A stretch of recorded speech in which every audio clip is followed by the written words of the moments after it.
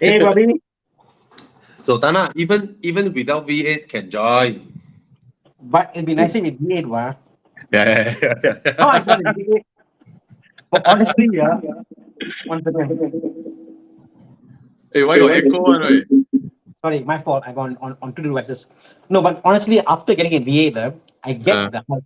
I get the hype because, like, I know Mark has got. So Mark and I got the same V8. This the 5. Yeah, but his one is all like loud lah. Mine is stock. Even uh, stock, if you push uh. the car hard enough, you can't avoid but having that V8 sound, that burble that comes through the engine. Oh my God, it's so glorious. Oh Very low yes. RPM, so comfortable, Yeah. So I got a viewer here, Eugene say, Bobby put wrong name. Sure or not? Bobby, Oh never yeah, know. that was my original name. How to change the name? Cannot change now, Uh, right? can. I don't know how to use it. You Never go mind. you go to the left of it on the screen, on the left of screen. Left of Uh the screen, I yeah. did name I did for you, lah, no problem. Oh, I did change for you. already. But Oh, I sorry. prefer Jolo. I put for you. So Bobby Ang, Elias, Yolo. How is that? Better? Hey, how you can change my name? Admin, that's why. Oh, you are admin. Hmm. Thana, Elias, what? I want pain. How is that? Tana, aka Pain. Oh, Um, why the picture like that? Okay, guys, look at this poster. Oh, yeah, we only have 42 people now. Help us spread this. Chiang, post this on Horizon Facebook also. mm. I'm malas to wait for Kevin to update the poster lah. Now I asked him to take away the red color V8, V10, V12. I want it to be in green. Very earth, protect the earth, Yes, right? yes. Yeah. So, 22nd of April, this Saturday, we're not going Genting. We're going Oh, to we're gonna drive. Okay, 2 days ago Genting got two accidents, right? mm. So I want to avoid that a little bit first. I think the authorities gonna have some headache lah. So Mm. anyway, we're gonna do the Suke Highway and then the Akle Highway, and then we'll go. Yeah. Yeah, then we go to the Link at KL. Then Mm. we buy coffee. So guys, anyone out there who burns petrol just to have fun, rotary engine, twin turbo, whatever, please come because we're here for Earth Day. 22nd of April is Earth Day. You see our poster? Very green, Yeah. right? Got trees, got Mother Earth and all that. Mm. So we want to gather, celebrate those who pay a lot of road tax, those Yeah. with a V8, V10, V12. Because uh, how do I make sense of this? No, because I know why, Bobby. Fossil fuel Yes, is yes, yes. green. Fossil fuel is green. Fossil fuel Okay. is from the earth. It's very natural. We are trying to Ah, promote the cycle of life. Cycle of no, life. If you burn, you back to the earth. I know already, Tana. What? In Tell order me. to promote all the hybrid and EV and all that, right? Mm. The fastest way is to burn up all the oil. Yes, So the absolutely. the We faster are we burn up accelerating the all growth the of petrol, EV. Yes, yeah. So with a V8 and a V10 and V12, we can quickly finish up all the dinosaur juice so that we speed up the transition of EVs and electric cars. absolutely, Yeah. Bobby. We are helping Mother Earth by ensuring that we get onto EV much faster than the current plan Yes. of the Euro authorities or whatever you have. So we're helping the world exactly. Yeah. So Yeah. if you have a foldable chair, because it's a parking lot in downtown KL, we park our cars, we go upstairs, buy coffee or whatnot, and then we take out our foldable chairs and we're just gonna sit there, Mm. talk cars, look at cars, look at engine bays. Mm. Uh, Try not to rev too loud, or you can quietly rev to 8,000 RPM. Mm. If that even makes Also, sense. make sure you bring your touch and go because Link KL is a 100% touch and go car park. Make Ah, sure you bring your touch and go card to park there. Okay. yeah. So we're The gonna head minimum, to yeah, downtown KL, the link, and park our cars there, and just enjoy the day and talk about how we're gonna save the world with our V8, V10, and V12. But anybody with a sports car, with a Boxster or a RX-7, S2000, whatever, just come over. Right? We all burn petrol for fun, right? I'm Anyway, divided now. yeah. All right. So Thomas will join us in a bit. Oh, I can't. Oh, I'm not admin. I cannot select the chat. Oh, I can. I can. Can I? This one? Yeah, I can. This one? I can. I can. I can. Ah, and Chiang is of the opinion that V8, V10s, and V12s are going to be used cars from now on. So if you buy a used car, you're actually helping Mother Earth better than buying a new car. Absolutely. Yes. Mm. Okay. Okay. Because of questions, Bobby, can you just answer them? We Yeah. got PK8818 is falling for Electra now, contemplating hard. So I I, feel you, I got brother. I got I got two friends buying the Electra. I got two also. People who know what grocery are buying. I'm like, shit. One guy currently drives a Panamera, Uh, and the other currently a Kia Carnival. so one of my friend has gone. He's got all the hybrids. He's got Ace hybrid. He bought Yeah, the Mercedes E-Class hybrid. yeah, Then now he's going for Electra. And then one guy went from 91.2 yeah, C30 yeah. Electra. What the hell?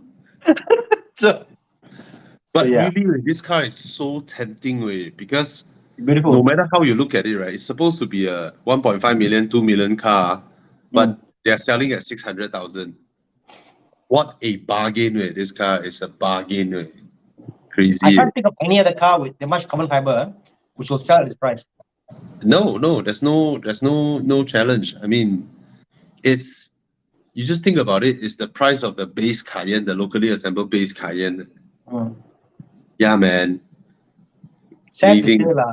Sad to say, this compared to most cars, which I don't want to say, my favorite brand out there, my Yeah. favorite brand out there becomes boring. Yeah, man. That's Oh. amazing way. This car is amazing way. Okay, Wow. so Jason asked, "Hi Jolo, how are you? How are you hiding out?" So um, we yeah, don't trying know to what get car my is Thomas buying next. Please ask him when you comes online, so he'll joining us shortly. What yeah, else I'll is join us there? on weekend drives. All right. Exactly. Yeah, and yeah, Yeah. exactly. Come up for drives and you can see us, meet us, talk to us. Hey, Bobby and Tana, I have a super long and detailed question on Mazda versus Civic. Could you share with me your email? Perhaps you can share your position, or maybe you just reach out via IG. Ask Ask here if you want. Christopher. Yeah, you ask here, Christopher. You ask Mm, here because mm, when we receive these on our PM or whatever, right, we just tell him ask during our live session so that everybody can mm, mm, share mm. and learn together. Yep, Okay. yeah. Because Yeah. there's a thought process of why you pick certain cars over the other, what model. So if anybody can learn from them, that why not? Like no, Christopher. So please Or ask to cut it away. short. Or to cut it short, Tana, which one is your choice of these Civic, two? Civic. Civic, I Okay. mean, Civic lah. Okay. To me, the Civic is the better overall car of these two, but my personal choice is the Prettier. Mazda. Yeah. Yeah. Yeah. Civic is the more logical choice, Yeah, honestly. yeah, Yeah. yeah, yeah. I mean, in every measure, that's just you just cannot compare. But my personal choice is the Mazda. So I'm someone who can say something that I don't like good, or say something that I like bad. You know, that's what Bobby, makes me a reviewer. Yeah. this week we got back, or last week we got back our F30 after long Uh, time, after a year. oh, So I've been driving it last couple of days. From yeah. my point in the car, I went like, why is the F30 smaller? Why is the what? F30 smaller.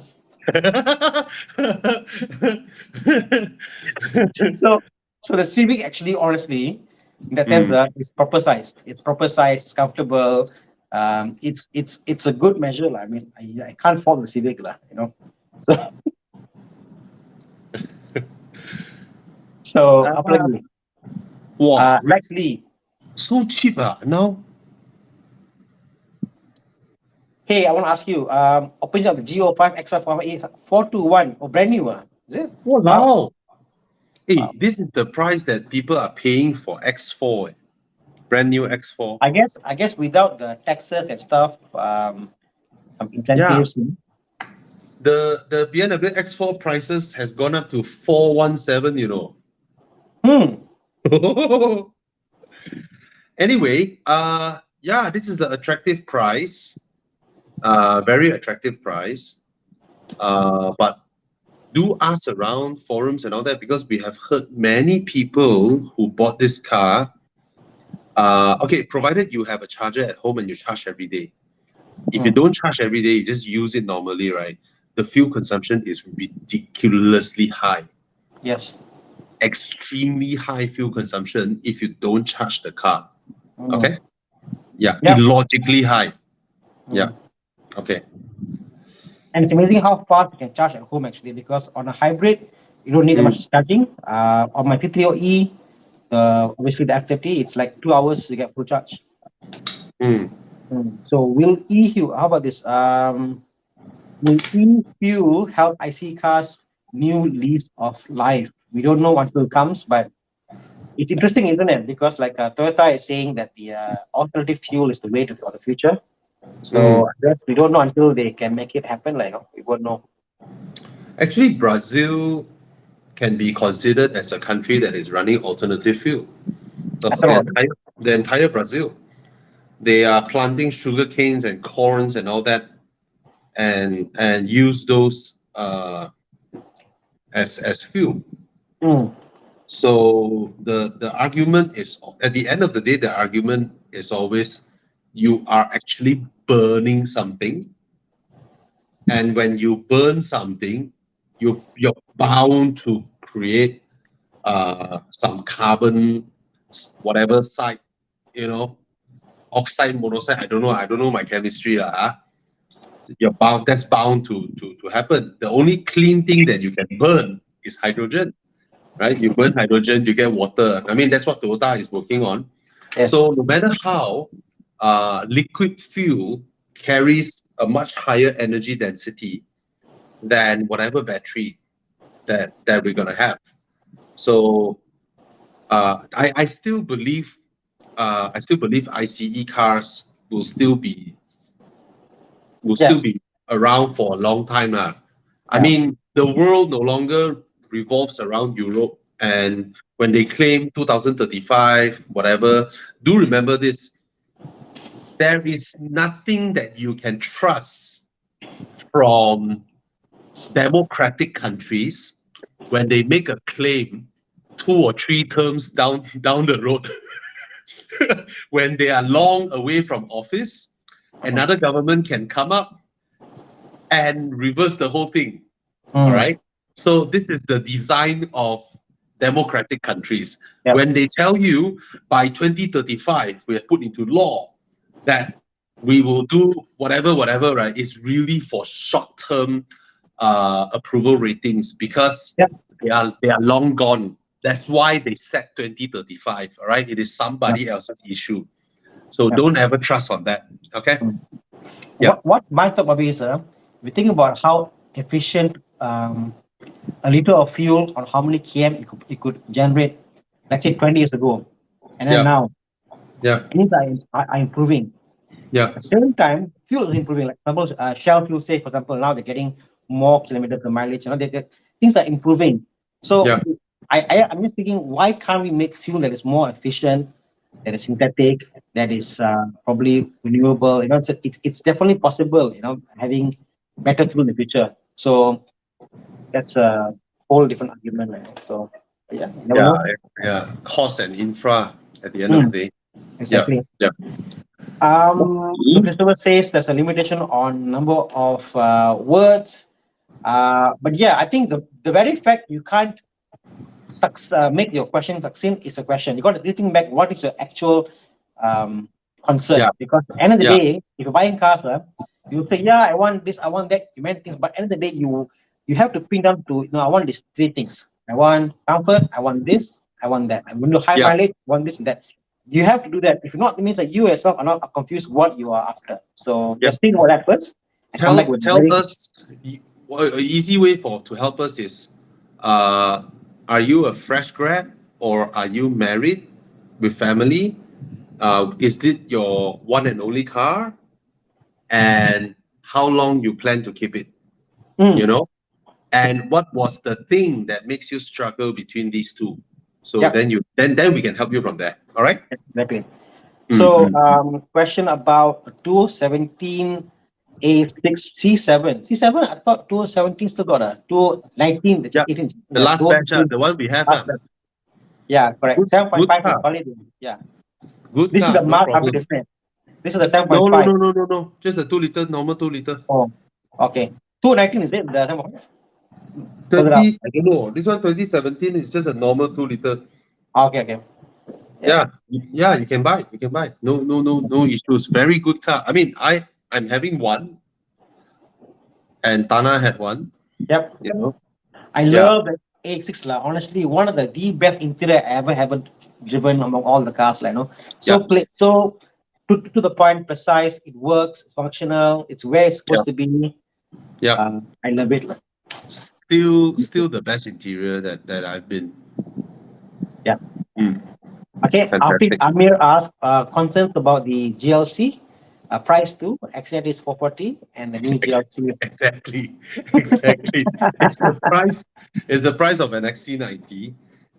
You drive the car, you look at the specs, everything, and then, I mean, the few person who have tested the car already said that, uh, again, the same thing, transmission not smooth. You know, for a new car using old drivetrain, they still haven't like really sorted out. So, and this kind of price, yeah lah, you get a big screen in the middle. Other than that, but it's a nice Mercedes. You know, you look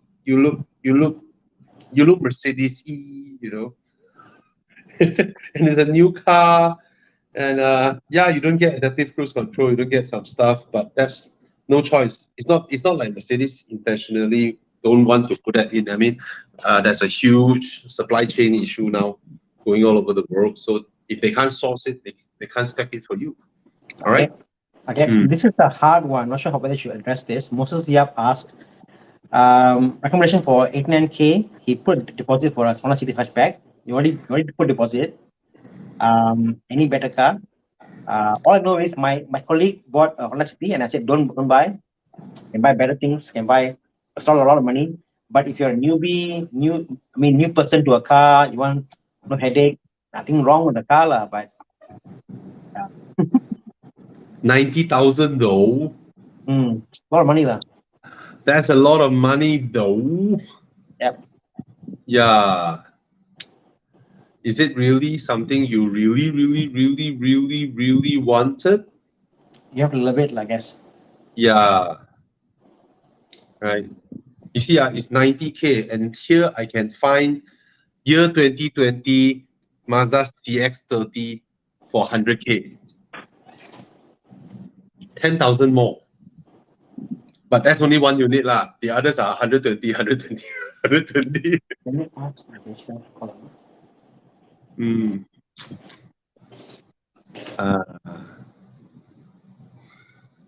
Okay. Yeah, wait.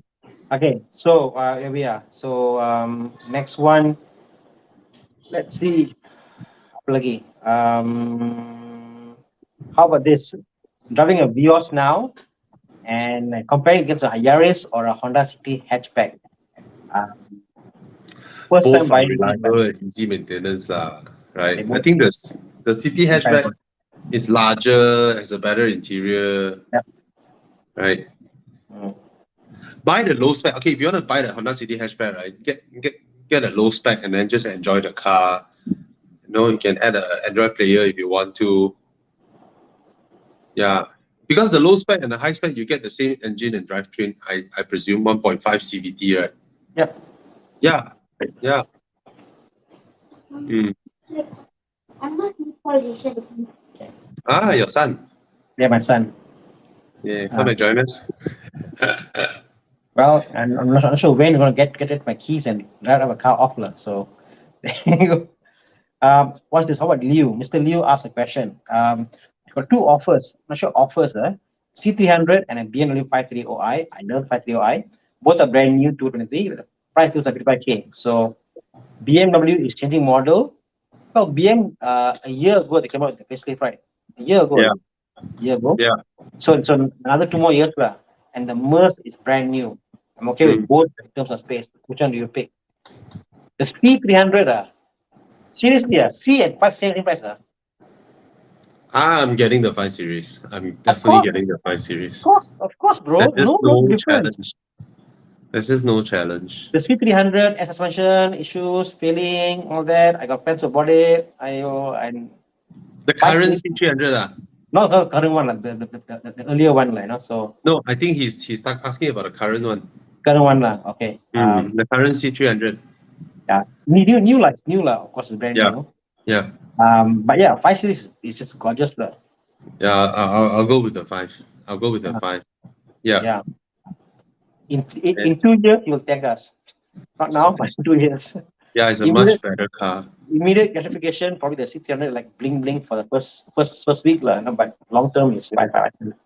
Globally, you might see the new 5 Series towards this year end pictures, but to arrive Malaysia, like what Thana said, you presumably end of 2024, early 2025 lah. But I don't know. I think that will be it's gonna be heavy hybridized or whatnot, you know. And I like the way you say it. Heavy hybridized. Sounds like and I have doubts on the way it looks because from the I think it should look very very near to this. This is one of the better renders. Yeah. So all right. Okay. Apa lagi? E300E as a good car. Good car. Got an E behind it. E350E is it? It's the E350E, isn't it? Probably he's not from our market. We're from Malaysia, so probably he's not from Malaysia. We don't have this variant. Yeah. But I presume it's a mild hybrid. I presume it's a mild hybrid. Yeah. So I mean the E class is a very very nice car. Very nice car. It's comfortable and all that. Right. The mild hybrid thingy. So far, I haven't heard like huge issue. But mild hybrid is gonna be something that won't even be denominated next time because almost all cars next time will be mild hybrid. I mean, it's the same as us. For example, if you think about it, start stop is mild hybrid, isn't it, Bobby? Yeah. Start stop. Now you see, even the Myvi and start stop. Now, if let's say there was a battery to charge the power you drive the car, and it saves it, and then it will use the charge the aircon while you are idling. That's a mild hybrid already, you know. So mild hybrid is, as Bobby said, like, it's going to be all cars are basically mild hybrids in the future. Yeah. They replace the starter motor with electric motor. That can that can start and charge. People are, I think, who is that? They use the alternator in the car was changed up to using what they call a so the alternator and the starter is one unit. And basically what they call the two jobs is one. And as you drive, it'll charge as well as push the car to start line. So it's doing one thing. Apa lagi? Mr. Max Rashi asked question. Hey, Gurus, A5 2.0 Quattro 205-ish versus a 328 GT 2017 or Passat 2.0 all around 100,000 ringgit for daily use, family car, but you also have fun during continuing runs with you all. Hope to see you soon in your drives, but I enjoy all three actually, personally. Sorry? I could enjoy all three driving up and thing. All three are quite fun to drive for a couple of things. I think the most nimble out of these three should be the Passat. The lighter front end lah. Yeah. The Passat, the 328 GT is half SUV-ish. Yeah, it's huge. Yeah, Is it much heavier, Bobby? it's a lot. It's like it's bigger. It's The long shape lah. wheelbase 3 The Series. shape. The shape is bigger lah, but is it much heavier? I'm not sure. It's more metal, more stuff, everything lah. Basically, Oh, it's I a know bigger why. car. More glass in the rear. It's like 5 Series size, way the 328 Correct, GT. correct, correct. There's more glass in the back. You're right. It's actually based on a 5 Series chassis, isn't it? Correct. It is. I don't have details. Yes, I yes. I can't remember remember it. Okay. something about it. It's based on a 5 Series chassis. Okay. Yes, correct. It is. It is quite heavy. Yeah, you're right. Yeah, it is. It is a big car. I remember it is big and heavy. Which one? Wow. All three are good way. Okay. I put myself into this situation. I almost went for a 328 GT. I personally have a liking for this car. Yep. But A5 Sportback, I presume you're looking at the Sportback, okay? Because very few people look at the coupe, huh?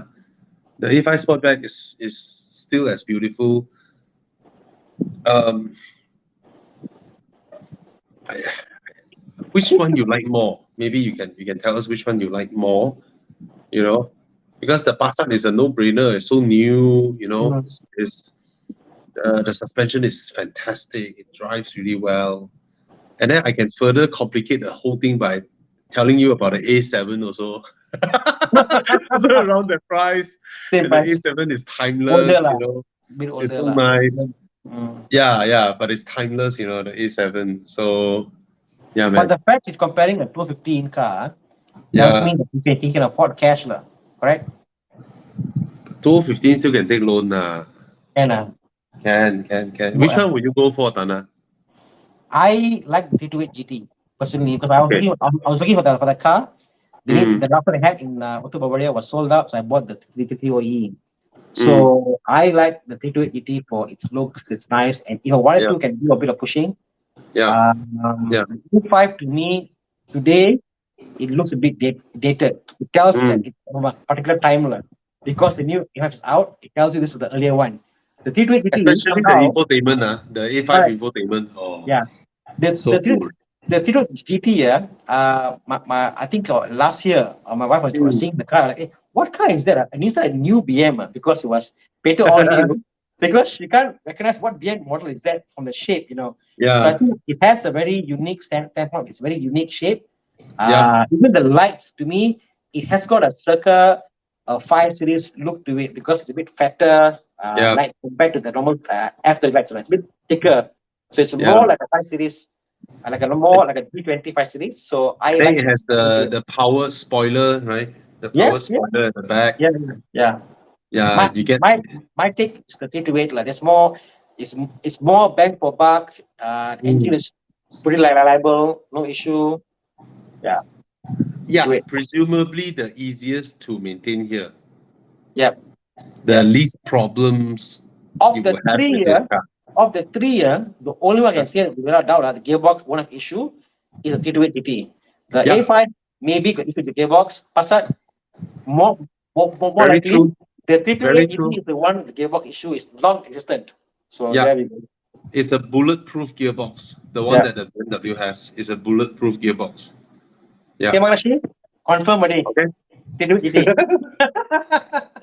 Took us some time to get there, but we all agree. I'm looking for my water bottle, Thana. Sorry, I go take my water bottle. Can, no problem. Very thirsty. Okay, so apa lagi? Let's see what else we have. We got a statement from Benlex Racing. Looking at the discovery and technologies automakers are doing it, I would like to ask about the future of synthetic fuel and hydrogen fueling.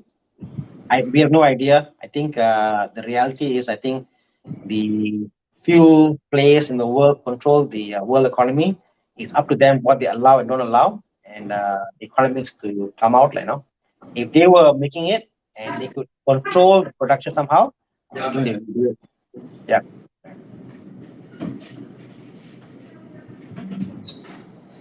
Let's see. Sorry, Thana. I'm back. No, talking about fuel and whether what's the future of fuel. I guess the global players, like all the Shell and the Exxons and all that, the world, they control a lot of the political climate of the countries, and they control big conglomerates and stuff. So if they could make it to a point they could control the production of synthetic fuel and limit somehow whatever control is there and make it cheaper, why not?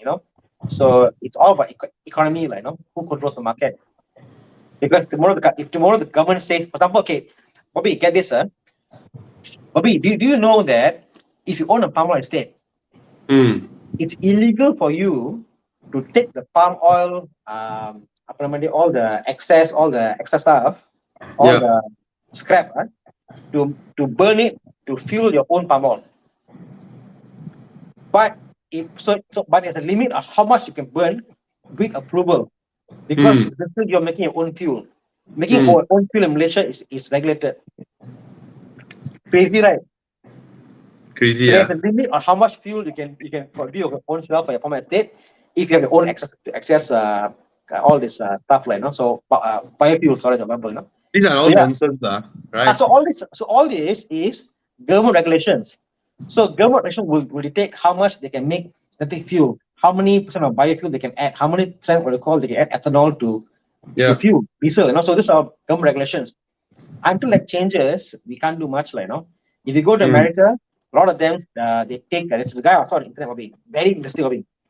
Yeah. This guy runs like a yard, like a backyard yard somewhere, like, he go and collect all lubricants, ATF fluid, DSG fluid, brake oil, petrol, diesel, all he collect, Bobby.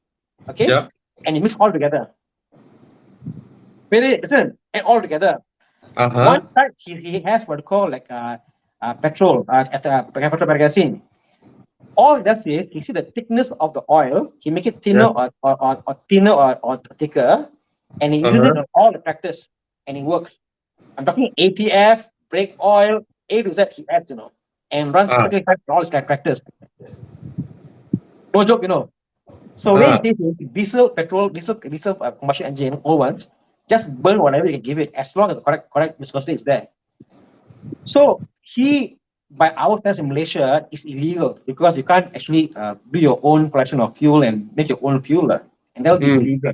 So yeah, government regulation is a big thing in the world anyway. Go to, like, he's breaking a law by doing his own fuel. Yeah, interesting, So apa lagi ya?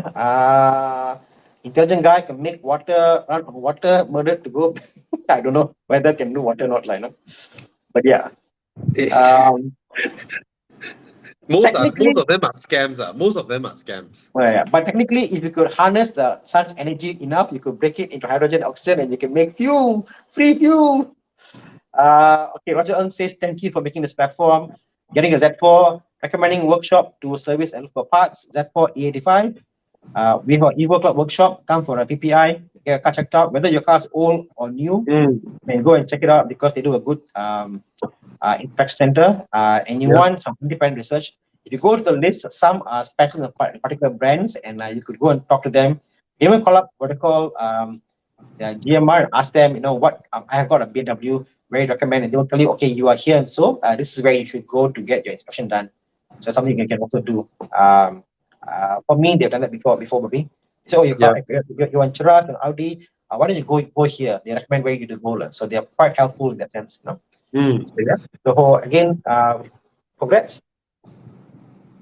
Congrats, Z4. Yeah. I got a Z3. You bought a Z3? To selling Z3. Oh, okay. Cheapest Z3 in Malaysia. You want to buy? Come and check me out. A couple of days, it's for sale. What should you get for a sub 150,000 7-seater SUV like Kia Sorento? Previously, what's I'm currently using the Kia Sorento UM 2.2. Okay, I'm not sure what UM is. I assume it's diesel. Okay, so he had a Sorento 2.2 diesel and looking for a 150K 7-seater SUV. Wow, he already used to the whole diesel lifestyle, low fuel, just floating along highway driving, comfortable, lofty.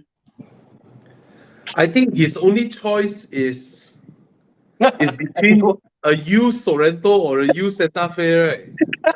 Yeah, because you're just used to the whole fuel economy, diesel, and that lofty drive. unless you can budget get increase to 200K, I'll say get a Carnival.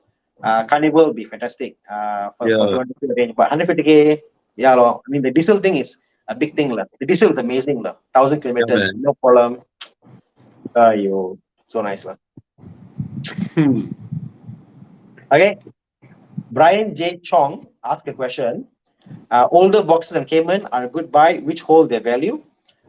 From what I've seen, a Cayman 987 S or non-S are selling for, although they're advertised for 100 plus, people have bought for sub 100. Even now, people have found direct owners and they bought sub 100. So it's about 100K is the price for the Cayman. Where else, the same generation Boxster are going for 130. So pricing wise, definitely the Boxsters hold a better value without a question, no doubt whatsoever. Yeah. And even the older ones like mine are actually going up in price. They are slowly coming up. Boxsters hold their value better than Cayman so far. Yeah. Okay. Okay. Bobby, this is for you. A45 facelift. Yeah. Buy and drive. Come and join us. Pew pew pew. Blah blah blah. Okay. Looking to replace a GLC to change to an E or Sedan Cabrio. Woo. Buy. C300 Cabrio or E300 Cabrio. What do you prefer, Bobby? I prefer the E. I will go for the E. I prefer the E-Class Cabrio. You see, the GLC, right, is from the C-Class platform. So if you buy a C300 Cabrio, your interior would look exactly the same. You know, the engine, everything, the feel, it will look like the same car, except, okay, you can open the roof lah. But then, if I'm not wrong, C300 Cabrio that should be similar price to an E300 Cabrio. Yeah, they're about the same, plus minus lah. Go for the E. But the rear shape of the E300 is much more prettier. The longer back is so. Bobby, sorry, Chiang, picture about Chiang. You got the E300 back picture. The back. Oh, look at that. So sexy. So damn sexy. And it doesn't look big, Bobby. Surprisingly, yeah. As a Cabrio, it doesn't look big as a E-Class. Yeah, it's a fantastic car. This is a fantastic car. Yeah. I cannot fault this car, except it doesn't have a footrest. But then, so nice. It's so nice. Yeah. Let's see. This is a very, very vague question. What about S660? Any issues? I haven't heard any. Which generation? Current generation? Exactly. Yeah. Okay. Removing the supercharger, technically it helps with fuel economy. And yeah, it helps with fuel economy. And I think they put a larger turbo now, so the car produces more horsepower even after removing. See, the thing with supercharger is that by theory, it gives you immediate power when the turbos haven't spooled up, because it's mechanically linked to your engine. But as you go fast, it becomes a leech to your engine. All right. Of course, some have that electromagnetic, don't know what shit to yeah. But it adds complication to your engine, adds weight. But Volvo realized that since their cars are plug-in hybrid, the hybrid drivetrain can do the initial torque fill much better than the supercharger. So by removing the supercharger, they actually can have a larger turbo boost, producing more power and better fuel economy. And then the initial push where the car needs is actually filled up with the hybrid powertrain. And of course, now they have newer batteries. They are more compact, more dense. They actually pack more battery power into the car than when the same platform came out in the S90 and all that. So go ahead. But of course, it's a plug-in hybrid. Plug-in hybrids are a bit more buggy than normal cars. All right, it's a bit like your smartphone versus your old feature phone. The feature phone will never suddenly hang and you need to restart it and some weird shit. Whereas your smartphone, that will happen. So plug-in hybrids are a bit like that. No matter how, if you're lucky, you can drive the car for 3-4 years. You never experience it, but sometimes it just happens. It's a little bit buggy for plug-in hybrids, but amongst plug-in hybrids that I've experienced, Volvo's plug-in hybrid has the least problems. Key case in point is no, not case in point, is that one of the main reason is their architecture is different from BMW, Mercedes. They have the engine and transmission in charge of the front axle, and then the battery and the motor in charge of the rear axle. You do your shit, I do my shit, we communicate, that's it. There's no mechanical linkage between these two. Whereas BMW and Mercedes, you know, the engine and the gearbox, they split the gearbox, take out the torque converter, and put a motor in between these two things. So if there are any interference with the power unit, it actually comes in the way of your engine powering your gearbox to power your wheels, you know. So that's as far as I know lah. So Yep. go for it. It's a great car. So this is coming out soon in Malaysia, or it's a new iteration? The current one no longer has the superchargers. Okay. Yeah. Mm. If I'm not wrong. Okay. Hi, Thomas. Hey, Thomas, how are you? Good, man. Thomas, Okay. Got question. Oh, I already say, getting a Countryman. You Okay. already got your Countryman, and your M2 is still with you. The Countryman is going to be registered by after Raya, and the M2 should be gone also by this week or after Raya. Oh, got buyer already, We were looking at a few people. We'll see lah. Yeah, but the goal is to get it sold by then. Yeah, that's what I'm getting. Can you let me drive? I never got to drive it. I already offer Bobby to drive, don't drive. Thana can, no problem. Yeah. I want to drive. But let's say Wednesday somebody say they want, then of course I cannot. They take deposit. I cannot let people drive anymore. Tomorrow, babe. Tomorrow, Joe.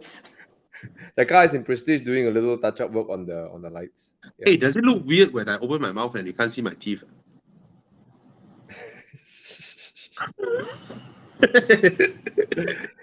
Yeah, man. Yep. Okay. So. Wow, Thomas selling M2C. Ooh. Yeah, guys, if you're looking for M2C, hasn't got a deposit yet. People look. I couldn't show people the car because I'm fixing up the lights on my rear. Sometimes it will intermittently go on and off. Not a big issue. It's just the LED board. So we're getting that fixed. So yeah, if you're looking for M2 comp full PPF, 20K plus, it's basically 30 plus K on the car lah. Huh? Is a certain French car on the way? Huh? What French car? The French. What French car? Oh, different already. Thomas different. Thomas now wants an Italian. No, what? Oh, a German. Yeah, I'm getting a German. The German is a mini Countryman. That's a German. Yeah. Oh, sorry, British.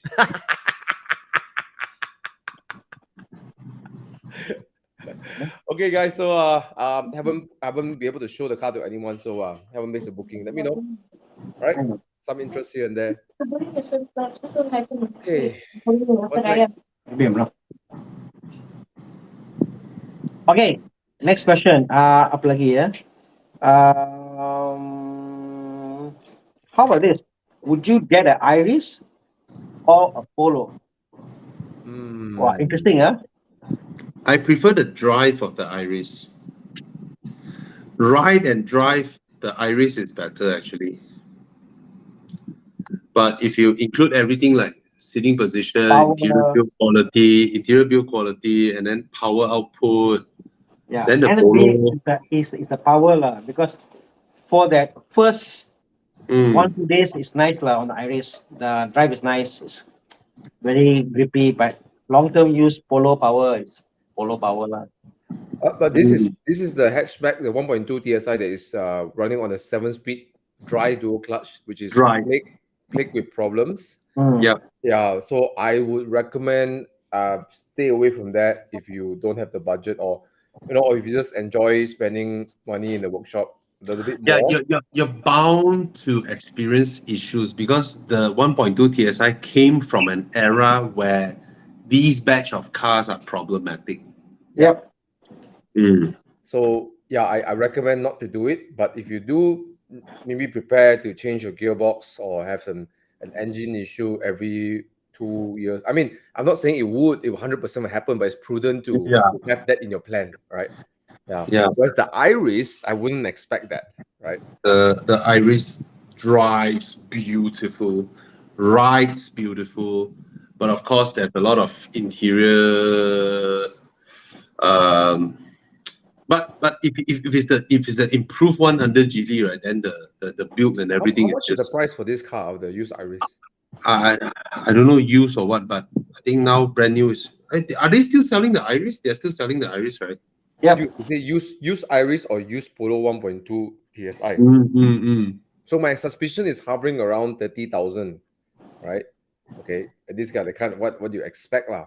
Yeah. And for 30,000 ringgit, I think you can either go for Picanto or can go for Swift, right?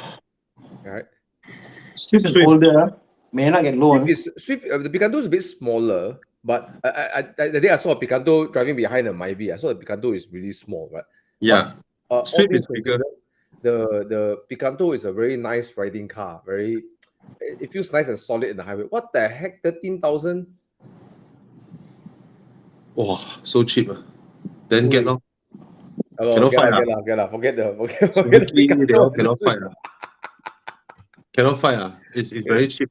Yeah. Forget the Picanto and Swift. Yeah, it's very cheap. It's a fantastic 90 plus. car to drive for this price. Okay. Right. What? Go. Police Get it. Hey, got Mm. question here. I'm gonna jump to the front. Alan Tang. Okay. 992. He loves to drive, but looks wise, alive the 570. 800,000. What do you think? Buy the one you like. Usually Yeah. we will say that. Yeah, bro. Go for what you love, bro. Mm. Yeah. I mean, if you end up looking in your sports car, I give you Yeah. a simple thing. You park your car, then you walk away without taking pictures or looking at the car again, then maybe not the car for you. Yeah.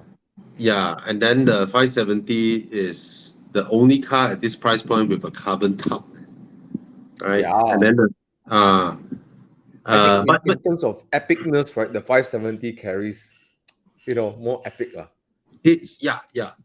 But I think Alan, you also know that by reputation wise, Porsche has a faultless reputation when it comes to reliable sports cars. Yeah. All right. Then McLaren is a much smaller company. You treat McLaren like you treat Ferrari 10 years ago, right? So you're bound to know that you need to solve probably some issues,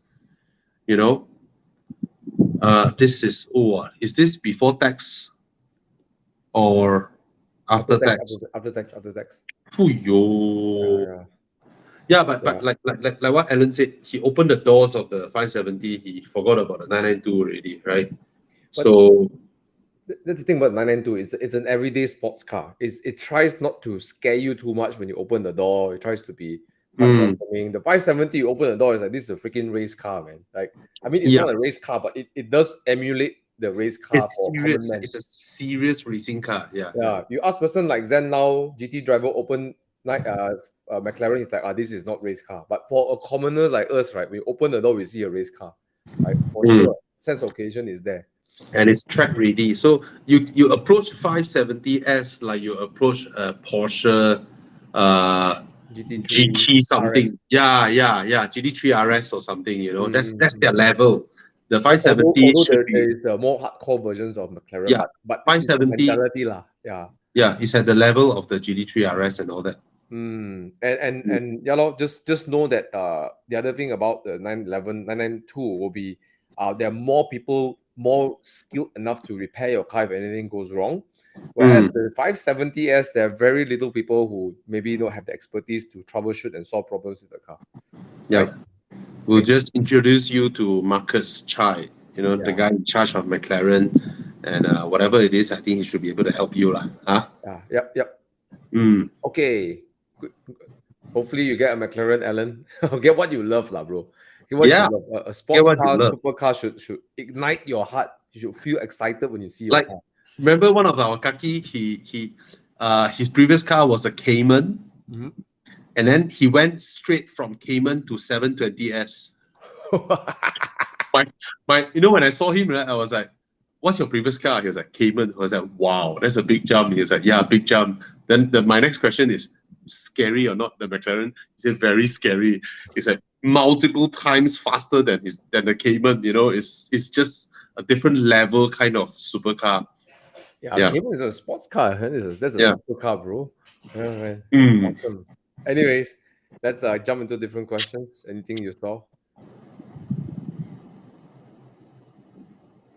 Ooh, the latest Z4. Is it a Yeah. 32? Is it a 20i or is it a 30i? I suspect it's talking at the 30i. 330K. I have no idea. I don't follow the price movement of this car. This is an interesting question because there was a friend of mine Mm. also a lady looking for a convertible to buy. Yeah. And of course, first my common friend said Boxster because he drives a Macan, right? And he said get a Boxster. But then I sent a picture to her. I said, do you like this car? She's like, okay lah. Mm. Didn't like the Boxster's look. Then I asked Yeah. her, you say, but everyone told me it's such a good car. I say, I know. So and then I show her the Z4. Nice enough. She said, oh, I love the look of the Z4. I say, Ah. you're not going to push the car around, right? You're going to just cruise, see your clients, maybe pick up your boyfriend or whatever, go for holiday. Right? Yeah, that's what I'll do. I say, get the Z4. Yeah. It looks manlier than the Boxster lah, in a way. Yeah. It looks more special than the Boxster. So many Boxsters in the road, right? Too many already. It's a lot of them, bro. Like today, I think at least count 3 or 4 Boxsters today. Hey, Monday you free? Next Monday? Why? Next Monday, our Evo Club Southern, the leader, Akmal. Oh, collecting his Boxster. He is flying into Subang Airport. Then I will go and pick him up. Let's do it, bro. And then let's do it together. Then I fetch him to the dealer to pick up his Boxster. Then he drive back to JB, continue his Raya. Hey, Saturday is first day of Raya. Then Monday he fly in to collect his Boxster and go back. Priorities, bro. Priorities. Yes. So if you're free, let's come together. I'll come my Boxster. Yeah. Boxster, celebrate Boxster. Yeah. Then we go for a coffee at Lola, and then can park the car in front. He can glance at his car for a while. All right. Yeah, the Z4, I think it's a good buy if you are not. I mean, objectively, Boxster has so many wins in the car, right? It's so special. It doesn't share the same look like the 3 Series in the interior, stuff, But again, I sometimes tend to recommend Z4, because just based on what the person used the car for. Yeah. But if you get a Boxster, 保时捷. Yeah, it's a Porsche. And nowadays they're going for 2016. They're going for 300K. I heard some touching 295K, 298K also got. I say, what the heck, 298K? I have to call my dad to say sell his Cayman just to get a Boxster, man. He doesn't like the noise. Okay, the thing is this, Darren. The Boxster's gonna hold their value better. Yeah, it's more. There's a much bigger demand out there. That's it.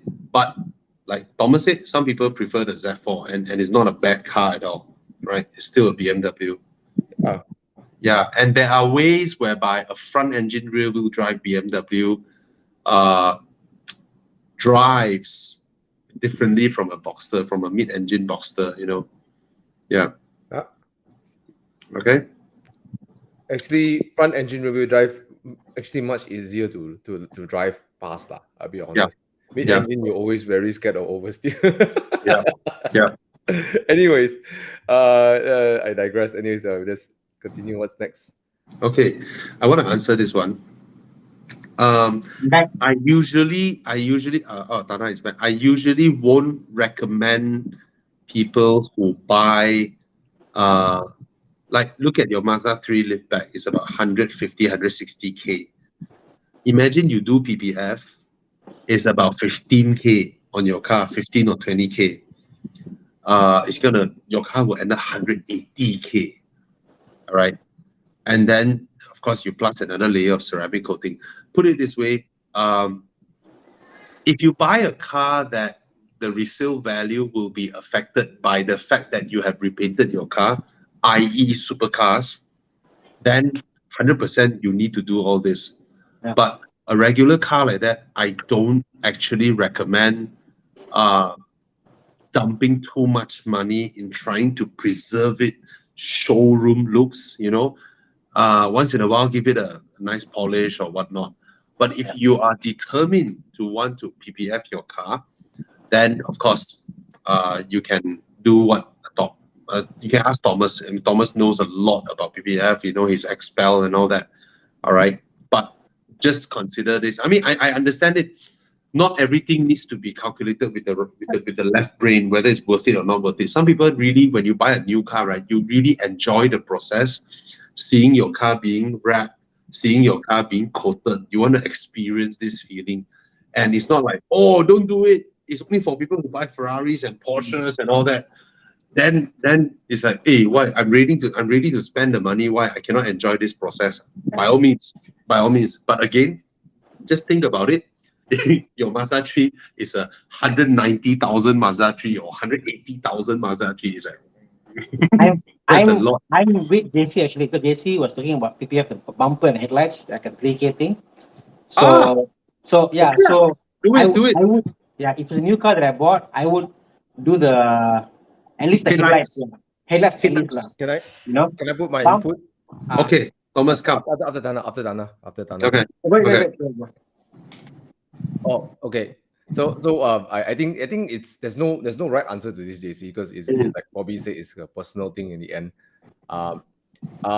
If you are the kind of person that cannot tahan your car not looking like Pristine, like me, like I know it's cheaper to just respray my car, but I just in the between the resprays I cannot tahan. I just cannot tahan all the stone chips. Even my countryman that's coming, I want to make sure PPF it. So if you're the kind of person like me. But the respraying comes with certain risks as well. You must understand. Respraying, your brackets may break when they take it out. They may not put it back properly. So respraying, and then when you spray, people will send it down to your paint. Then spray the primer on top of your paint. Then spray the paint and spray the clear coat. So underneath that, you still have your primer and still have your old paint. So the paint becomes thicker. And what happens is, in between two layers, you will see a difference between thickness of the paint. Now, some people don't care. Okay? But some people really care. Like me, I really mind. I don't like that. There's a difference in thickness. Yeah. But for your next buyer, they probably wouldn't care. Yeah. But if you're selling a Speedster or you're selling just a 992, people might care 992, or 991.1 GT3 or something. Maybe one more thing to add. Yeah. If your paint is like the Mini Countryman, a very easy paint to repaint, versus a Mazda 3 paint, that is damn difficult to paint. Yes. And probably PPF is a good thing. Not every paint shop can do the Mazda 3 Soul Red paint. They say they can, but them come on not the same. Yeah. I think maybe 5 to 6 people like Dinesh, people like PJLM, people like what's his name? Achun. Only a few guys I know can do this paint. Yeah. Mazda Malaysia need to spend 30 million to upgrade their paint equipment. To give you an idea. Just to be able to do Soul Red. So you see, like Nasser's car was done based on the Soul Red being the concept. Is RX-8. Yeah. His paint is very nice, very very deep, but it is not Soul Red. Yeah, it's very deep, very shiny. Yeah, it's very deep, very shiny. I agree. Lots of layer of lacquer, but it's not Soul Red. And his paint was a top dollar paint he did, But even that paint they did, is not Soul Red. Cannot achieve the Reynolds effects. The effects of Soul Red is. Okay. So if you have the budget, you're ready to do it, then you go for it. I will recommend JC. When you pick your PPF. Of course, I'm an ambassador for Expel. I'm a user before I became ambassador. I highly recommend you check out XPEL, because some PPF, right, when you put on it, after years, when you peel off, you'll damage the paint, because the PPF string, the adhesive are not tested for long-term usage. It's always the adhesive that gets the problem. Right? PPF XPEL has a warranty against your PPF shrinking or turning yellow or cracking, all those kind of things. So when XPEL's PPF very easy to remove actually, right? But that's something that you consider lah, right? Now you might say XPEL more expensive. There is a 7 mil range. There's a 7 mil, 8 mil, and 10 mil. You can get something cheaper, but at least when you peel off, it doesn't destroy your paint, right? That's what I recommend. And if you can, do your bonnet too, because the bonnet is very susceptible to damage more than the as just as the bumper as well. That's a recommendation, right? Okay, he asked about Raytech. Raytech is a local brand. We don't know where they source their stuff. XPEL is directly from US, and it's also the factory that invented PPF. If I'm not wrong. They were the first person to create. They supply the software for people to cut PPF. But nevertheless, they throw a lot of money into PPF. That's their bread and butter. Versus some companies, they do tinting, they do other things, you know. XPEL's main bread and butter is PPF actually. So it's like the supplier that supplies XPEL is the one that invented PPF, ma. That one I cannot confirm. Yeah, if I remember correctly. But they're one of the earliest, and they keep throwing money to R&D, their PPF. So it's not, they never stay stagnant. So like XPEL PPF looks very shiny because the latest technology is they add clear coat on top of it. So it looks really shiny, for example. Yeah. But that being said, we do not know where Raytech source. It's about where you source actually. And sometimes it's also about, I mean, there are so many players out there. Some of them, they carry legitimate US source PPF. They also carry China source PPF. But then they can claim. Whereas XPEL has that what is that, Thomas? That registration certification. E-certificate. Yeah, it has that E-certificate. So whatever you put on your car, they have to say this car wrapped with this batch of PPF, for example. Yeah. And congrats on your Mazda 3. I really envy people who buys Mazda 3 because I really love the car. Every time I see a Mazda 3 lift back, I'll be like, oh, I want to buy a used one next time. So please more people buy Mazda 3, please. For me, it's the Magan, bro. The day when Magan passed by orange tonic, I was like, oh, so good looking. Oh, buy again. No. I'm not going back to the Okay, let's go. What else do we have? We have these to help. E84 is or X1. Diesel. Okay. Oh, that's the E90 base, E90 wagon base X1. The wagon X1. Yeah. What's the price of 320i again? Sorry? What's the price of a 320i? 2014 320i. 60K?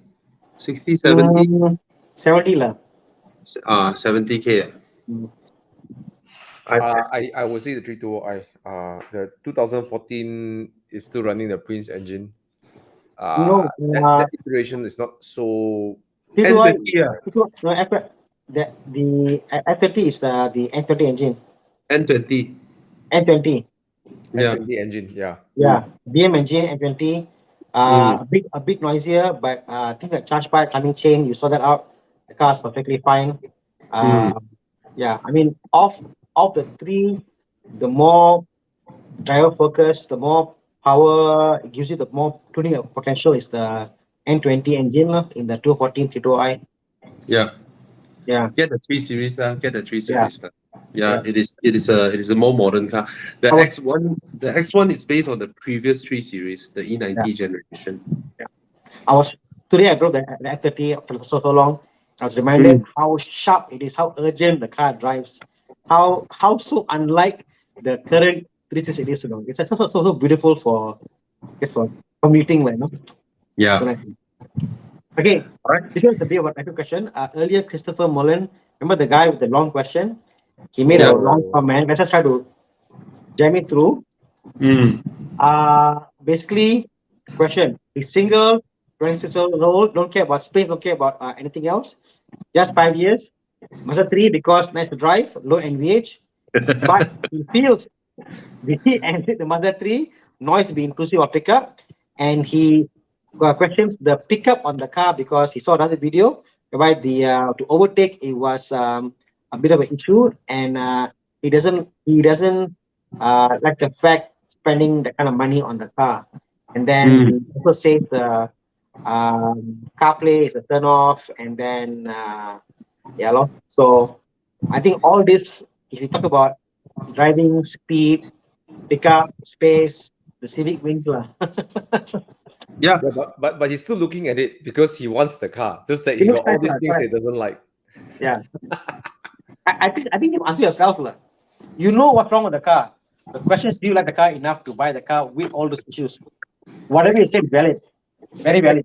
Except for the interior part and the infotainment. I get it, the wired thing and stuff like that. Let's put that one side first. I would just say this: the Mazda was not invented for you to feel like you're flying. That's not how the car. Yes, with the 2.0, you go from 90 to 120, you're gonna go. Then the car will slowly pick up to. It's not turbo. Yeah. That's not the point. Mazda didn't design this car for that. But when it comes to the corners, the car is fun as hell. I tell you, right? Can I say something? Very few cars I've driven up to the maximum throttle, and I felt safe doing it. Yeah. Mazda was one of them. Yeah. You have full throttle, and you feel the control. You can drive it, no issue, no drama, and you all the way no issue no. So it's safe Okay. You got a nickname today. answer I'm the gonna put a question. nickname also. My name is Country Boy. Okay, Vignesh has got a 208 Sierra 320 CDI. What diesel? Wonderful car. Contemplating changing, but I can't find a car with a similar or better drive than a budget of 250. Wow, that's a lot of budget. A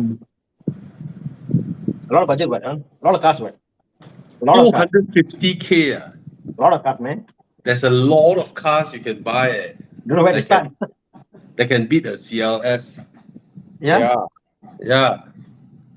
Okay, right off the bat, I want to ask: is he looking for a new car? Vignesh, are you solely looking at a new car, or you're okay with used car? I think you're okay with used car. Right? You're driving a 2008 CLS. Yeah. You have no issue with used car, right? I mean, get Right a used off the bat. Panamera. Panamera will eat your CLS. Right off the bat, I'll give you a very left field choice right off the bat. Another CLS. No, I'll give you Ji Young really throw. Yes. Okay, I'll give you a 63 Okay, Maserati Ghibli. Oh, yeah, a Ghibli. A Ghibli. Maserati Ghibli. He came from Mercedes, bro. No, CLS. Yeah. Yeah, he came from from Mercedes. So Quattroporte.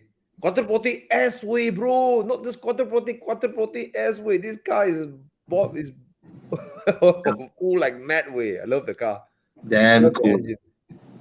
You know the guy who bought my Alpha 155? He gets chauffeured around in a Quattroporte because he say all my friends get chauffeured in S-Class and 7 Series, so boring. So I got a Quattroporte. Damn cool. His driver drives it. His daily is an E92 M3 and a M5, F10 M5. Very cool guy. Yeah, cool guy, proper car guy. Yeah. And he's like, Quattroporte got problem. Okay one lah, you know. Yeah, lor. It's Paul take my M5 lor. I mean, if you're looking for a new car in the range, if you can squeeze in an Arteon, I think Arteon is a good car for a brand new purchase from a CLS. Getting there, I think you like design for the fluidity of the design. You like the kind of shape.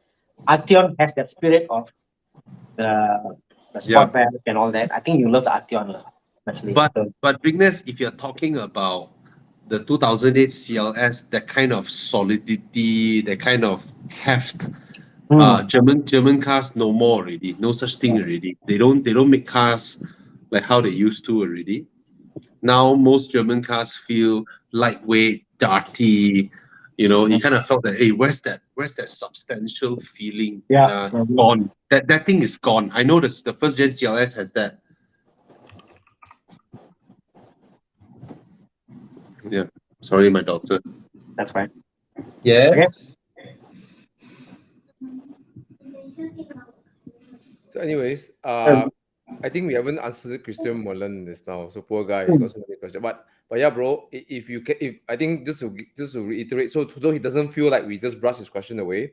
Thana said there are a lot of things that are legit, that not nice. You got to figure out if you're okay with it or not, right? Yeah. But every car has its limitation. If you like the look, you pick up the rest of it. But there's so many other cars in that price range you can choose. Yeah.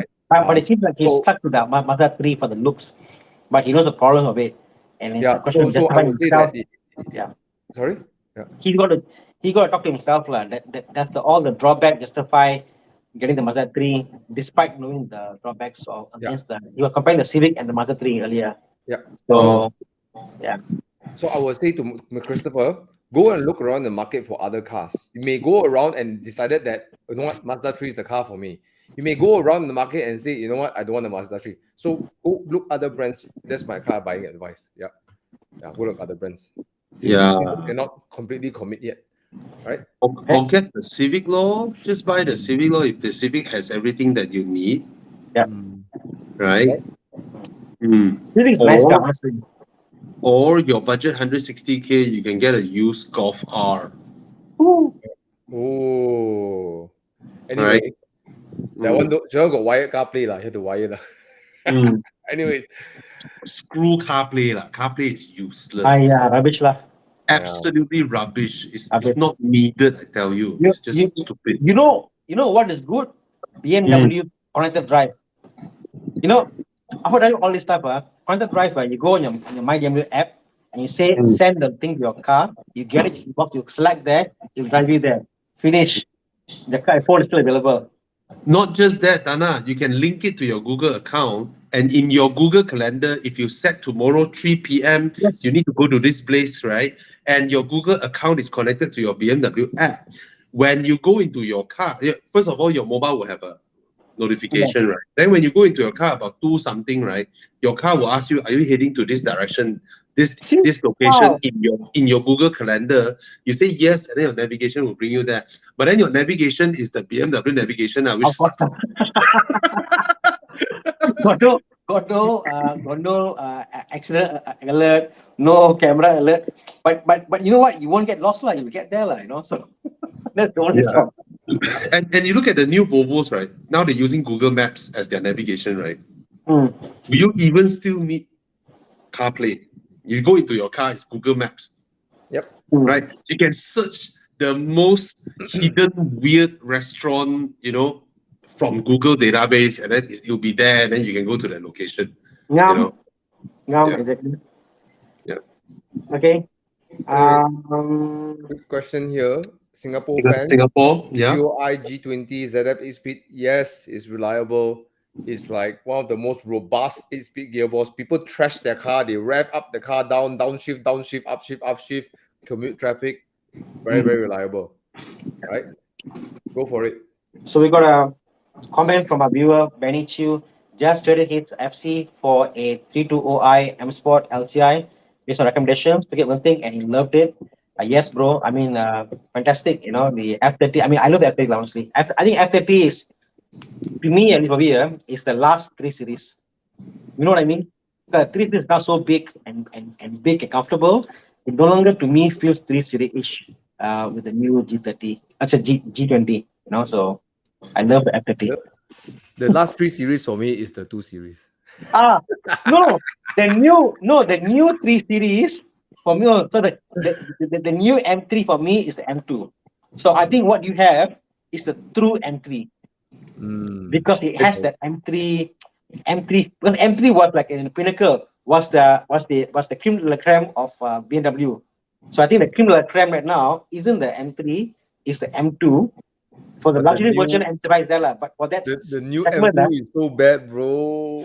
I don't care about the bear, lah. It's about the driving pleasure.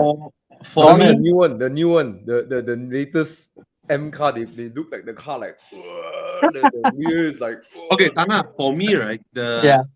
the 997 of 3 Series is the E90. 997 of the 3 series 3 is that? Series is the E90. Oh yeah, I agree. Totally agree. Yeah. And But- then But what's the last? F30 you have the new technology, new engine, 91 lah. small spacious. Yeah, it's a 991, right?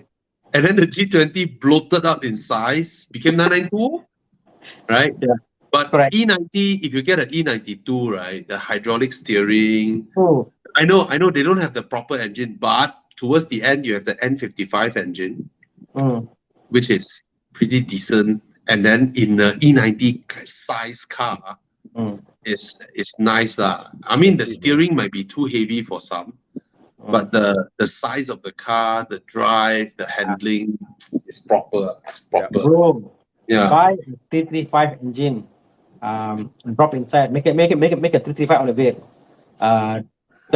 Turbocharge, basically, oh my god, cars. That's it, lah. No other car in the world is required. You are done for. That's it. Final car. Sorted. Oh, so nice. See, E92 this is the coupe. two-door E90. Beautiful car. E92. Beautiful car, man. This car is mad, Bobby. This car is mad. You I know, never for scared of cars. E90 generation, right, Tana, E90 generation, right, I really like the ones without the iDrive, without the double hood. Wow, the double roof, the double hood thing, I really don't like it. But the ones without iDrive are so clean looking at the dash. Bobby, I was surprised that the 207 is, I think, is hydraulic. The 2010 or 9 last variant was electric power steering. Oh, really? Yeah, they had one version. So we had one last version. It was so like a toy car. I didn't enjoy it as much. So the latest one is it's like a electric steering. I remember taking the E90 up Uluyam, right? After I arrived Genting, my hands are tired. The E90. Very heavy steering. No. But nice love. Okay, Thomas. Okay. JCW Clubman. 250. You know, It has of the 3 minis, right? This one drives the best objectively. You know, I go around Sepang and go faster in the JCW. Yeah, but it's the one that drives least like a mini. because of the long wheelbase, right? Yes. The 3-door mini is really very twitchy and nervous on high speed, which is part of the character of the car. Yeah. Hey, it's a fantastic car, lah. Chang. Just go buy 250. Not bad, lah. Yeah. You know what I like about my minis? No, I mean, okay, that day I was driving back from Penang. There was a Golf R, right? Damn solo, the guy. He saw me passing me, then he come up tiong me. I let him pass me lah. I'm a boxer spider on the play for Golf R for what? Then he keep waiting for me, a few times, Anyway, I look at the Golf R. Looks nice. But minis, it's like dripping with personality. It's like shouting with personality, man. Yep. Yeah. Even the Countryman, right? Looks for me, it looks nice. The Clubman also look nice. And then you park it next to a Golf, you're like, my explanation for minis is always like this. There is no hierarchy above it. Basically, when you buy a mini, right, it doesn't tell people you buy this because you cannot afford something else. It's so characterful that when you buy a mini, it means you actually just wanted a mini. It's not like you cannot afford a Porsche or a whatever shit. Our friend, he has a 991.2 Turbo S, has a Speciale, buys the mini. Yeah. And then the people who are aspiring a mini can come from Honda City, Honda or whatever. They aspire for a mini and they actually own a mini. There's like Bobby said, there's no, when you look at the car, it doesn't tell you like his or her financial status per se. It's just you want it because you want it. But anyways, back to DCW, it's actually a great car. It's not as small as you think. The boot space is very deep. I find I was living with a clubman for one day. I find it kind of weird opening the door in the rear. You have to chuck things in the rear. Oh, I love it. It's kind of funny. It's not practical, but you never curse the car. You know? You just like, oh, I get to open the boot. Like you're like, oh, I get to open the boot. You know. It's practical. Sometimes you just open one side and then you know it's nice. I mean I once had a I Mini enjoy Clubman. opening it. I enjoy like even though it's not practical, I put my things down to open it. Right, I'm just like, oh, I get to open my boot. You know, like You can't do a kick open. You kick and then it pop a bit. You're like, grocery put where? Lama. But it's good that they updated the mechanism. Now you can close both doors like that. Last time you cannot. My old Clubman, right? You have to close the left first and then you do the right. If you close both together, they get stuck there. Cannot go in, cannot come out. Yeah, I cannot so many times. Anything on this price? There's a lot of cars, bro. Cheng. So before we answer the question, what you're trying to come to the conclusion is this: there's a lot of other cars you can buy at 250,000. But they're boring. They don't have this. They don't have the personality like a Mini. Golf R is probably the most bang for buck objective. You got 250, you can buy a 7.5R for less money, I think, or around the same price. Yeah. But you can enter the car, it's a Golf R. This one you enter inside, you're greeted with all the knobs, you know, and the it's just so I don't know, like it's the kind of, and I think the design is so cool, you don't get bored of it. It's not the kind of design that you actually feel I am bored of it. Yeah, you can get this, you can get an M2. Serious. Jiang are really king of troll. Jiang is a king of troll. But M2 You can get boring, way faster, way more fun in terms of driving. Look at interior, so boring. Hello, look at that. This is the one series interior. One series. 6 months sell the car. Yeah. Yeah. So get the Mini. Go for it. Yeah, bro. Go for it. If you like it, go for it. Yeah. Okay. Right. What other questions? Whoa, Okay, let's want to catch up. A girl has a budget around 800K to get a fun car. What do you think you suggest that will hold its value slightly? I was thinking about a C63S before it changed to hybrid. 800K, if you buy a C63S, you're going to lose 400K in the next few years. It's not going to hold its value at 800K. It won't. Thomas, 800K can get what car with loan? Panamera. That one also cannot hold its value here. Hello. Panamera would go down to 400 plus also. I tell you what, you look for, I know it's less than 800K, but look for either a 9, okay, if you're going to go a bit lower, you can try a 991.2 S. I think 911s, they hold the price quite decently. Oh, yeah. Yep. It's not 800K, but if you can, and you don't mind a little bit of depreciation, go for a 992, okay? And then I think it will hold its value for the next, I mean, it won't be 800K, but maybe 600K over the next 5 years or something like that. Yeah. 992. Because end of the day, it's the most easiest to sell sports car, right? Oh, yes. Get a Targa. Get this. Ask your girl to get the Targa, 991 Targa. It will hold its value pretty well. Hey. Go for this. I changed my mind. This is better because there are less Targas around, right? The downside, Jason, is that when you put this car for sale, you're not going to get buyers as quickly, right? You got to put up, and don't let the dealers bully you down the price, right? You got a premium, it's a Targa. Then you wait for the right buyer to come. You must have holding power. Then only you have that value preservation. Go for this, bro. Jason, this is the one. This is the one. Or you can just buy a 992 at 700K. Whoa. And it's gonna hold it there at 700K for at least 2 years. At least. And after 5 years, maybe you're looking at what, 500, 600? Yeah. I can't see going lower than 600, 650 or 550, not lower than 550. 992 will down to around 400. 992 will hold its value for a long time. Wait, repeat S. Young, wow, you see, Repeat S 735K 2016. But not everybody will appreciate the British craftsmanship. Yeah. See? But the bio of a Repeat S is really niche. Okay, it's really, really niche. 911, you have such a big market, right? Talk about trading, always about volume. Repeat S not for girl lah, no lah. Get a Porsche 992. Get a Porsche 992. Okay, 700K. You get a car, and then you can drive it for 2 years. You will still be able to sell for 700K, and then beyond that, it will drop, but very slow. Okay, it will drop very slow. The Targa is special, but most 911 buyers don't go for Targa. Yep. So you need a Mm. power. Yeah. So Oops, sorry. 992 lah. I think 992 lah. 992 the good. It will suit your girl lah. Better than the C63S lah. Huh? Yes. Yeah. No, And, where we are now.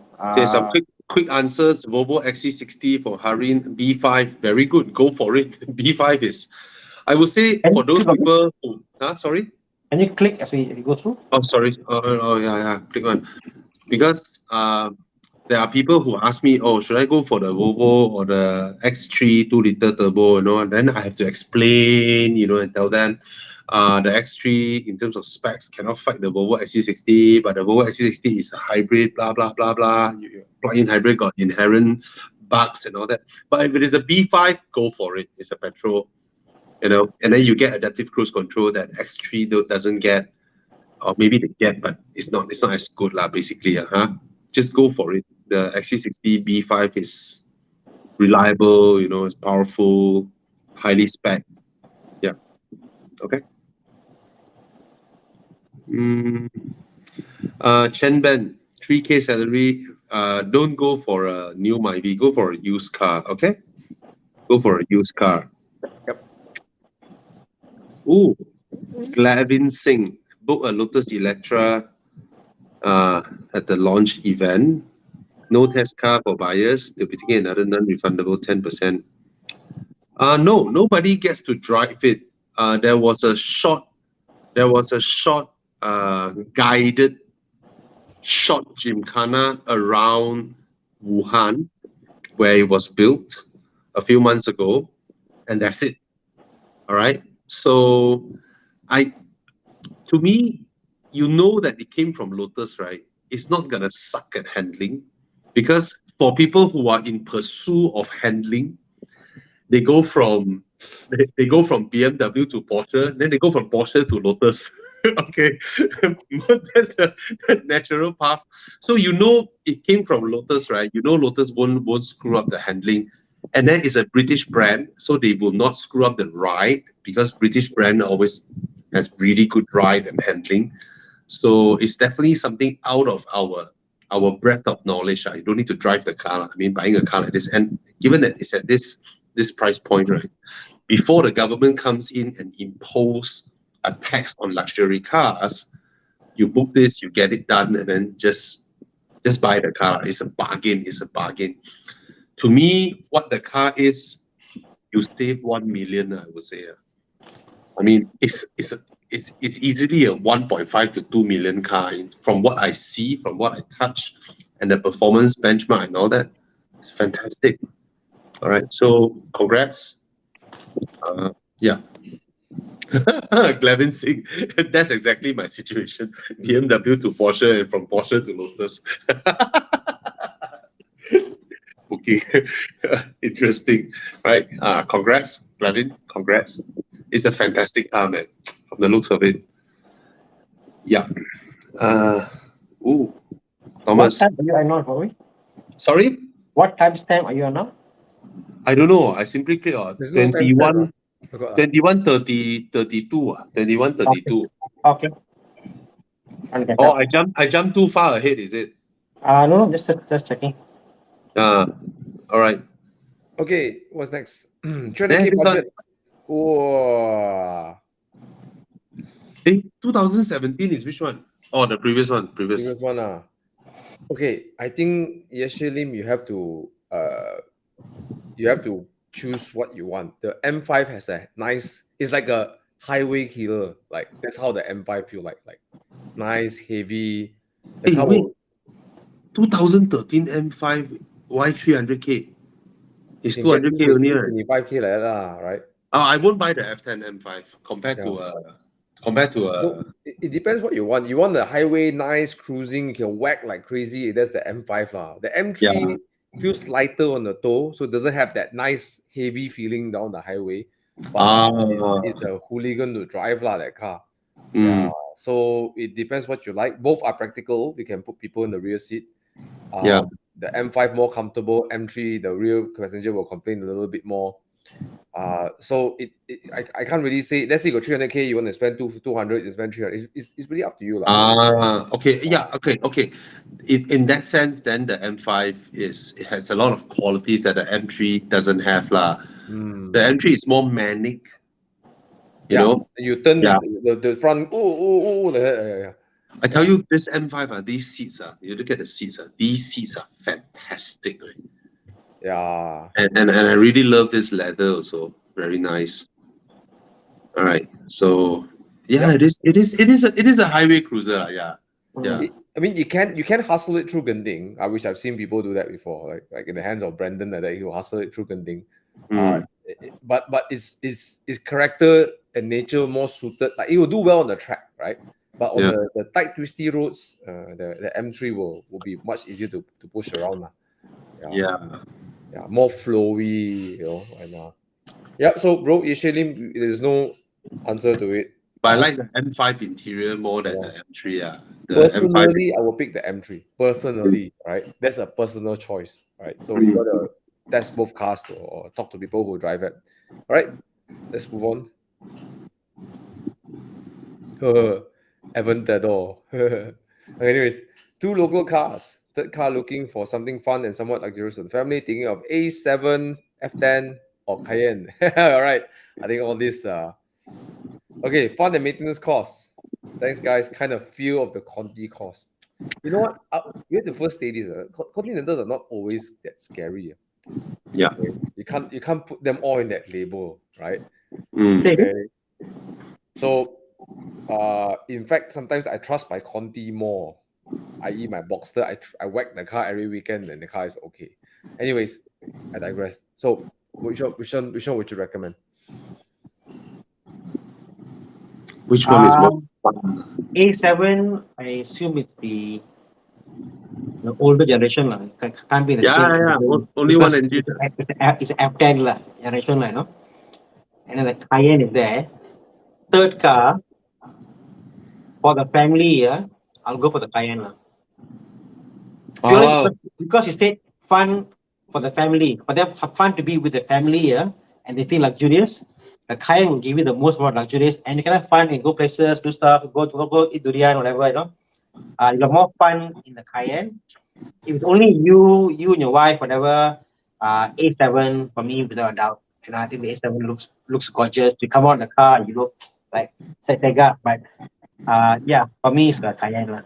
I'm moving towards the A7. No, I think. For the family, I drove the A7, right? Drive down to JB, right? I'm like, wow, it's such a good car. But that A7, I didn't find the interior was as luxurious as some other A7 I've driven. The S7 inside and all that stuff, So that was very basic A7 intro. So I've driven better A7s, So it's even better than that, to give you. But anyways, F10 is out for straight away, It's between A7 and Cayenne, But for me. F10 is the easiest to maintain here. It's the cheapest in maintenance. True. And driving fun, I think the Cayenne is the most fun here. Yep. Cayenne. And I would recommend you considering removing your air suspension for coilovers. Or you pick a Cayenne. Or you pick a Cayenne. Okay. Think of it, Thana. He came from local car. Yeah. So if you are going into Cayenne, right, find one without air suspension. Because you could buy a GTS if you want to.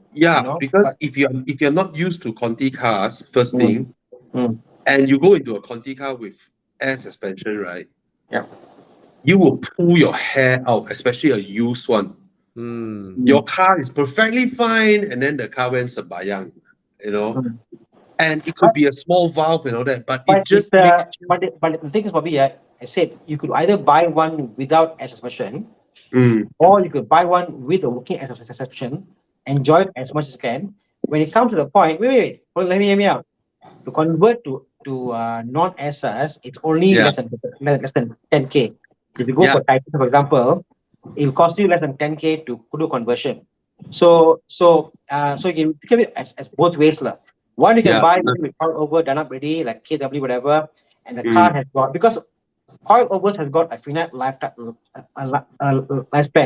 SARS has got understand? longer lifespan.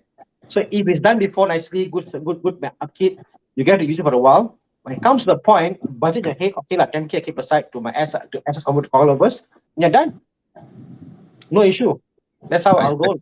I know, but he came from two local cars, so we Mm. want to minimize the unneeded risk here first. Mm. You know, so air suspension is really something that if you are able to opt out for now, you opt out. You play with cars that has air suspension, maybe a few contis down the road, right? Mm. It's, I mean, I am someone with a V8. With a V12 to run and maintain and take care, had a few conti cars. I'm also getting. I also want to pull my hair out, knowing I don't know when. I do not know when my air suspension would fuck me up when I go on a long road trip. You know, you just do not know when. So you But can after the basic lah. no, you can service your air suspension, or you can fix it, or you can change something. You change the bellow, or you change the front one, but you don't know when one small stupid valve gets stuck, you know, or one of the pipes start leaking, and then they have to trace the leak because there are so many pipes running underneath your car. You do not know where it is leaking, you know. So if you go to 4S dealer will ask you to order the entire set and fix a whole new set to it, and it costs you a bomb. So it's something that is over complicated. So I wouldn't want to. Even AE needs like a week sometimes to diagnose, find the problem, you know, one by one. Yeah. So Unless yeah. you get the first gen. The first gen is very basic. SS. It's one post, go straight, and that's it, it's done. So See, our friend from Switzerland, yeah. my mom's Land Rover Discovery 4, 193,000 km, zero issues with the air suspension. Very interesting. Very, very interesting. But 40,000 Switzerland kilometers. doesn't have what we call Malaysian roads. They got words. Yeah. Actually, the problem about air suspension is when you drive it through, like when you go through like when the car go like bam, bam, bam, right? That's when you put the biggest risk to destroy your air suspension. Yeah. Well, You have maybe to drive it even more careful when you're air suspension. no, maybe when his mom's car had an issue with the air suspension, just send to the dealer and then replace and then come home done. Then he didn't know about it. Because as far as my knowledge goes, there are no air suspension that can help hold itself for 190,000 km. None of them. So, but I can be wrong. You know, I can be wrong. Right. So, anyways, let's move on. Right. What else do we have before you play Dude Where's My Car? Yeah. Okay. Well, this guy book already come and ask us. So how we want to say anything later, you go cancel your booking how? Hey, he got G20 F10 Bellfire E53. Wow. E53 Hey, he's not selling anything. He has all this, and then he just bought another Okay, Range please, Rover. Yeah. Evo. But why you got a G20? Okay lah, fine lah. But why you Monka, Vika, Maybe different family Paka. member. Maybe different family member using Yeah. the He's so handsome, maybe he got a second girlfriend or something, Congrats, Nation. But I think you need a convertible. Yes, I think it's bought. Look at him, it's bought. Yeah, you're bored, so you start buying stuff. Yeah. Hey, you got E53. That's the car I went Mei Hong Son with. Nice. See, Vlad says the car is got to Serbia. Yeah. Oh, and the surrounding countries when going balik kampung. Mm. Nice. But in just general numbers of people with air suspension, generally is the statistics doesn't favor air suspension. Yeah. Yeah. But it's so harsh comparison because when coilovers fail, Mm. they will fail, but they won't leave you hanging. That's all. Mm. So that's the difference. I know that some SS what we call have are worse than others because some will leave you stranded. You can't drive the car at all. Some will Yeah. at least like to lean back home. The whole thing just become a low rider. Right? Half the wheel in the wheel well. It's like that's scary. Hey, I experienced that way. Go eat breakfast with the wife and kids. Come out, then my whole front zoom went down like that.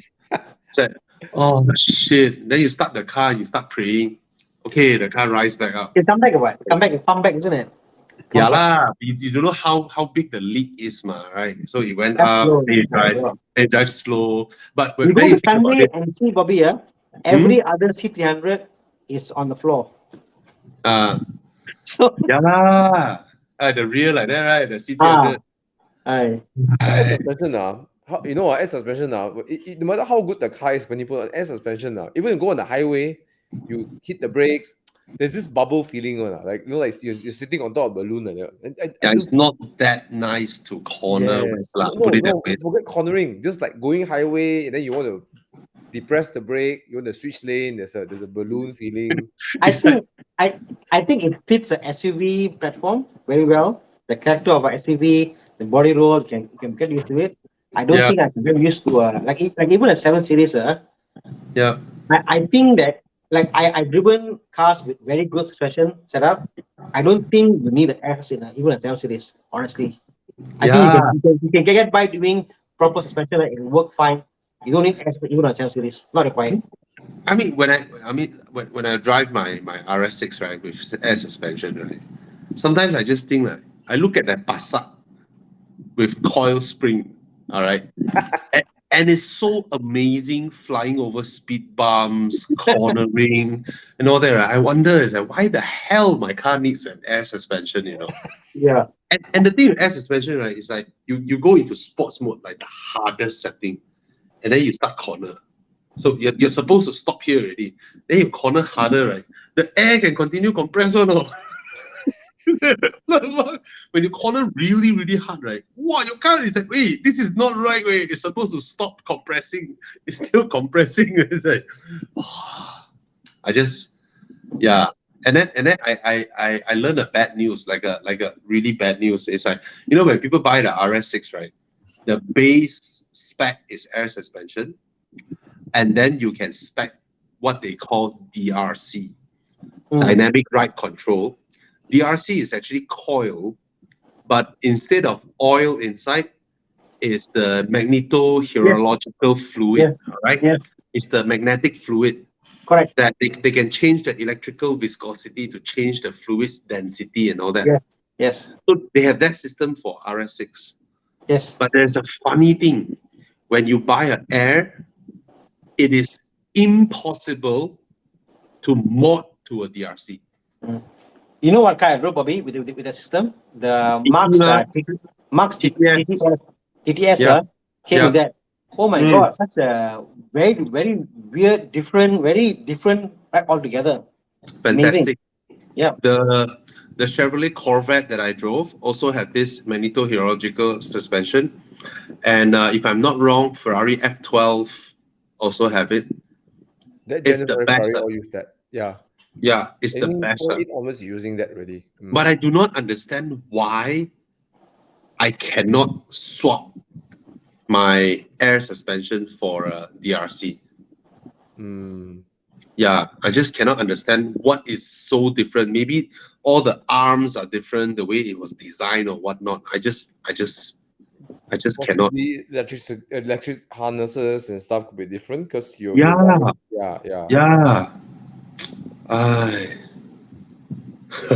Ronald Adrian said they had an LR4 most problematic in terms of air suspension. Everything else is like other, maintenance, shock absorbers and all that. Yeah. So I think Vladimir, a friend from Switzerland, you are an outlier. Yeah. It's a rare case where Yeah. very rare to hear air suspension hitting 200,000 km. Yeah. Okay.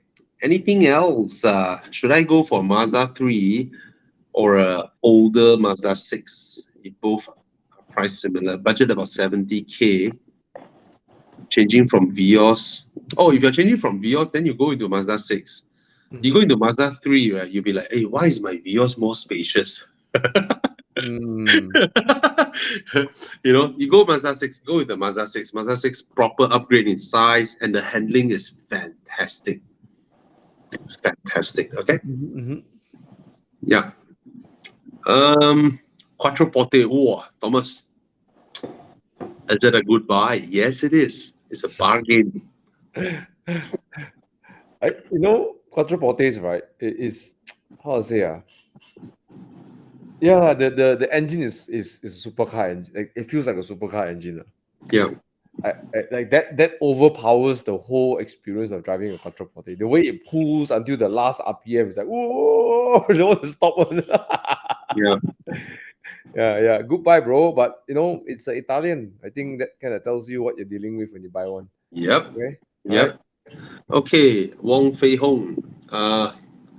I do not know why you want to swap out your adaptive suspension. Adaptive is so good, man.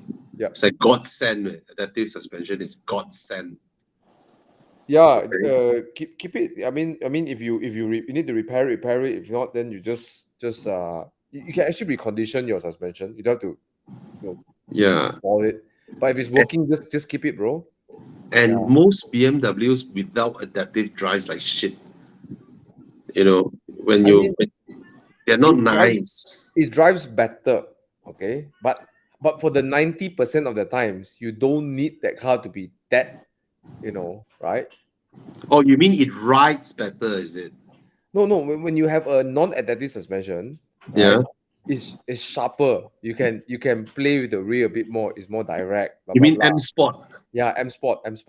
Oh, I mean low spec non-adaptive. Oh, low spec then forget about it. Go for adaptive. Yeah lah, BMW low spec non-adaptive like shit way.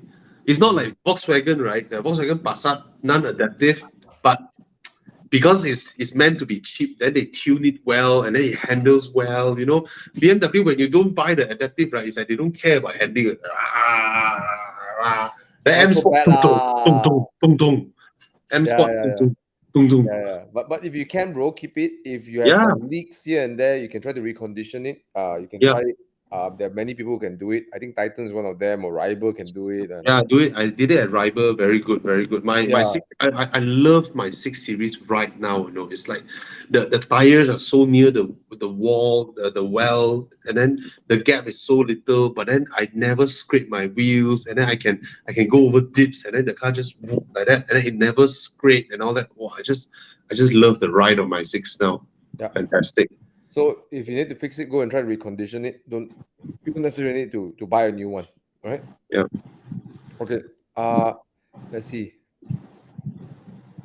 Anything else? Yes, this weekend we drive, but we drive this weekend. Xiang, take out the poster again. Come. Yeah.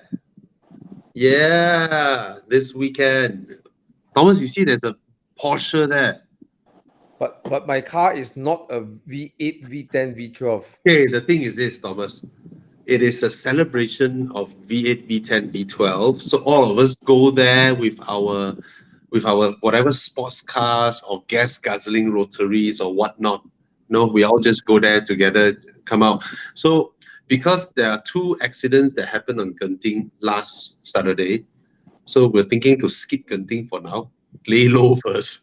So we meet up and then we drive Suke Highway and then Akle Highway, because the Suke, the really tall one, the crazy tall one, Cheras, we do some highway drive, and then we bring our foldable chairs, and then we meet up at the link, park our cars, go upstairs, buy coffee, come down, sit down, chit chat, talk about cars, talk about how we can save the world with V12s, V10s, and V8s.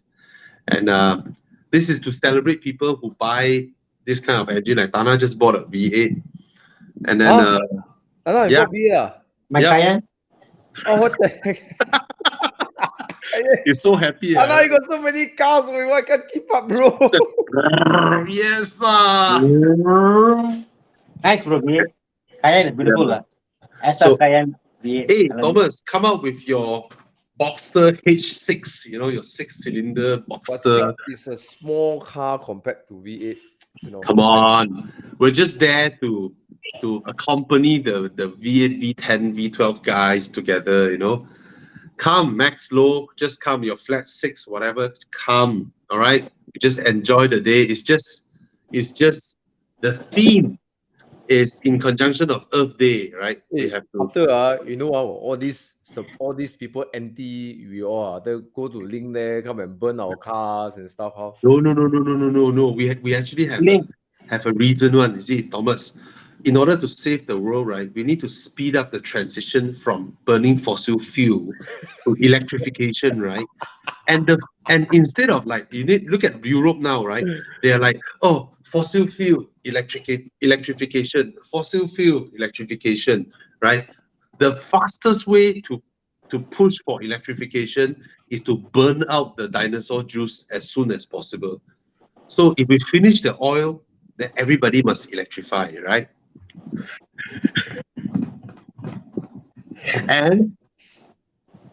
And okay lah, nah, come on lah. It's the cars are green, bro. The cars are green. Yeah, we're doing this for a cause to remind people that we need to save the earth.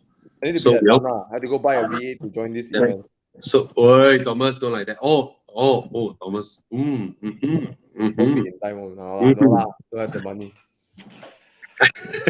Or So- just drive 2 of your cars and then you can get a V8 or V12 instead. So same thing also. Well, then Thana has like a V41 or something like that. No lah, much more lah. If Thana combine all his cylinders, I think got 50 cylinders or something. More lah. More. Yeah. So, yeah, you see, let us all come together on Earth Day to celebrate with our friends who bring out their V8, V10, and V12s. If you are contributing to the burning of more fossil fuels to speed up the transition to electrification, come join us. All right. Okay. All right?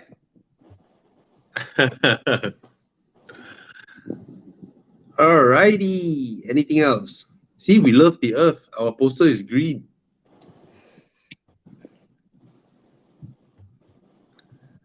Okay, what's next?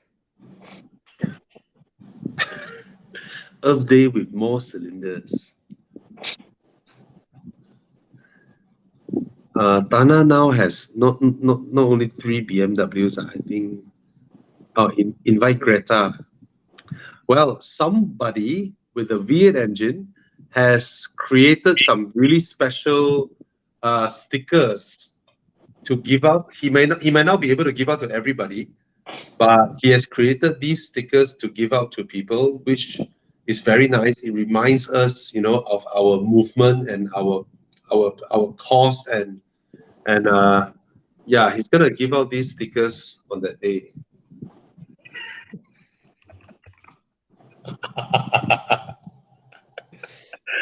All right, you see, we are all on board with Greta Thunberg. Yeah.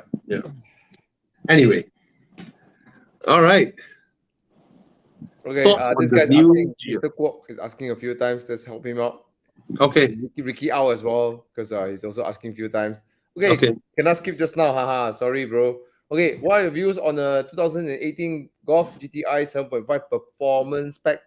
A lot of chatter on reliability issue. Currently 170 recon unit changing for Civic. Okay, from Civic to Golf GTI, confirm reliability different level but it's not a problematic. cannot recall Golf GTI owners saying their car are not reliable.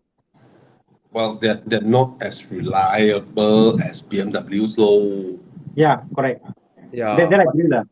but then again, I um, wouldn't put it in a headache category, you know. I would think that this generation, the gearbox is sorted, no issue.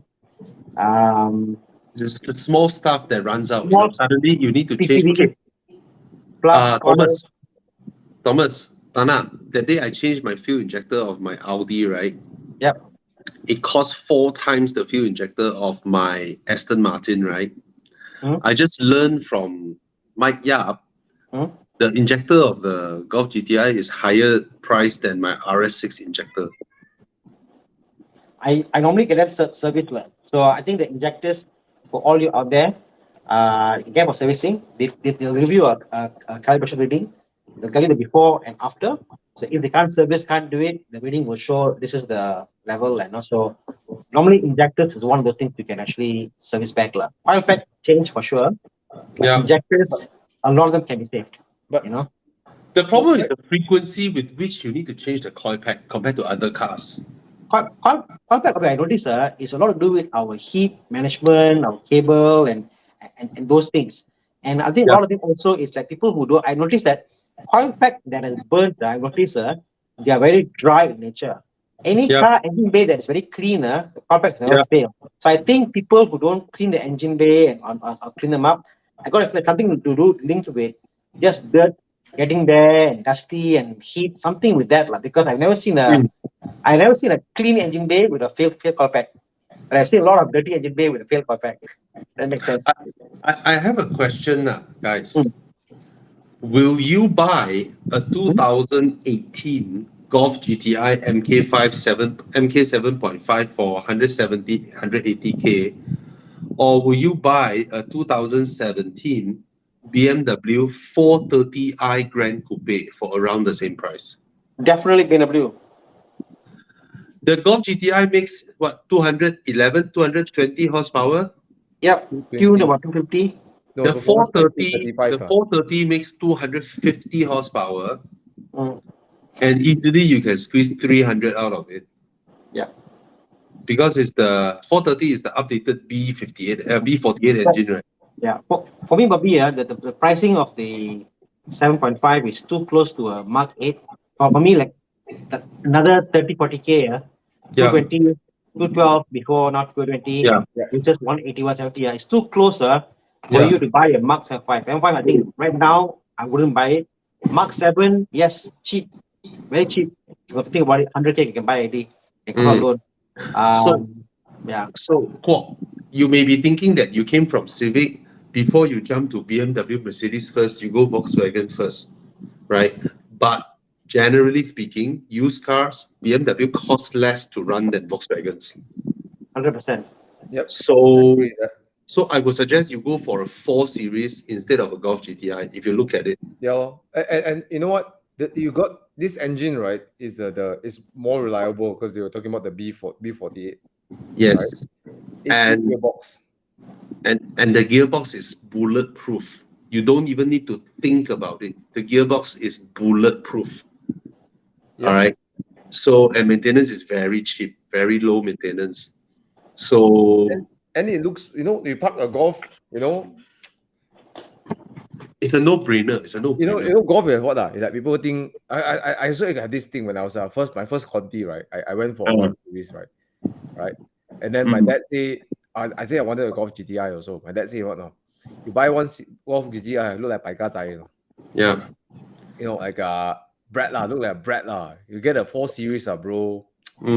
So you say performance pack 245. Okay lah, I mean respectable, but the BMW starts at 258, and then that engine is very strong. The B48 engine is very strong. Very strong engine. Yeah. And your dynamics to learn driving, you can probably learn more with the 4 Series. I have a reason. When you tune your Gopal, when you tune your Golf GTI, the more powerful it gets, you get torque steer. The front will just spin all over.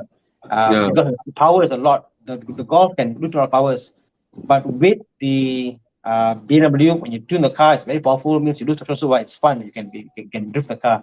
So tuning the car over its potential is more fun in a BM media compared to a Golf. So Yeah. Okay. So Gan said, why not a 530i similar price? Now, the reason I didn't suggest the 5 Series is that he came from a Civic. He's looking for a fun to drive car. I think he's still quite young. So if he goes into a 5 Series, right, it may look like his father's car. The whole user experience is different. It's like a Camry, very comfortable, very big, it's no longer like a sporty car to enjoy driving. So that's why we didn't suggest a 5 Series. would you consider like a 330 instead of it? A bit cheaper? Yeah, 330 is definitely cheaper, but I look at his budget, he can get a 4 Series. Why not? Yeah. It looks so frameless cool. door, you know. Yeah, it looks so cool. 4 Series. But he's looking for a small car, something the form factor. Okay. Yeah. Okay, I'll say this. The Mark 7.5 GTI is not for me I don't think it's a great buy for the price. It's not great. It's not like whoa. It's a A lot of hype lah. okay lah. I mean, could be cheaper, but okay. But if you see the 7 Series, you must remember these cars when they were brought in Malaysia, they were almost close to $500,000 ringgit, 400,000+ ringgit. Okay, so you're buying a 400,000+ ringgit car for 160,000. Okay, whereas the Golf, when it was new, was 250. You're buying for 170. Right? So I think that the 430i is much more car for the money. Yeah. Hey, what's this guy saying? Don't scare me away. I'm 40 plus years Sorry, old. I talk so much until you go quiet. No. I saw his comment. I'm a bit scared. Wait, what do you mean my lips? Please tell me if one part drooping means I'm getting a stroke soon, right? Don't scare me. Wait, I'm 40 plus years old. Water system issues, repair 5 to 8K, repairs at 80 to 100K. Oh, means at 80 to 100K mileage. All right. The cooling system. All right. Okay. Your lip is not sideways, bro. Yeah, wait. Scary. Wait. Okay, let's Anyway, answer. This guy asked a lot of questions. Asked a lot of questions many times. Let's help him out before we go to where's my car. Okay. Okay. Suggestion for 2-door coupe, budget 250, 300. Wow, a lot. Hello. E-class coupe. Look for 2.7 Boxster. Okay. There M2. Wow, there you go. Okay. Yeah. But Ricky, you gotta give us a little bit more context. It will really help us better when you like what car would be something you're looking for, so we can diverge from there. Because if you say M2, we know that you want to have fun, right? Okay. Yeah. Okay. What else? So I picked this question over here. He installed a downpipe and a catback exhaust to sell the car. Any issue with Pushpacom? Yeah, Pushpacom no issue. Pushpacom will not make an issue with cats or exhaust. They have no concern with that. As long as it's not smoking, there's no issue. Okay, if your car is under loan, a bit more stringent test compared to a car that's a cash buy, because a B2 or a B5. For a B5, they'll check like brakes, exhaust emission, but they will not check for whether your cat is there or not. Okay. Okay. What's next?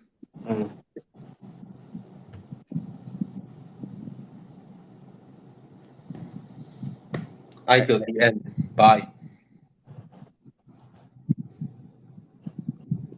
All right. Yep. Okay. This one.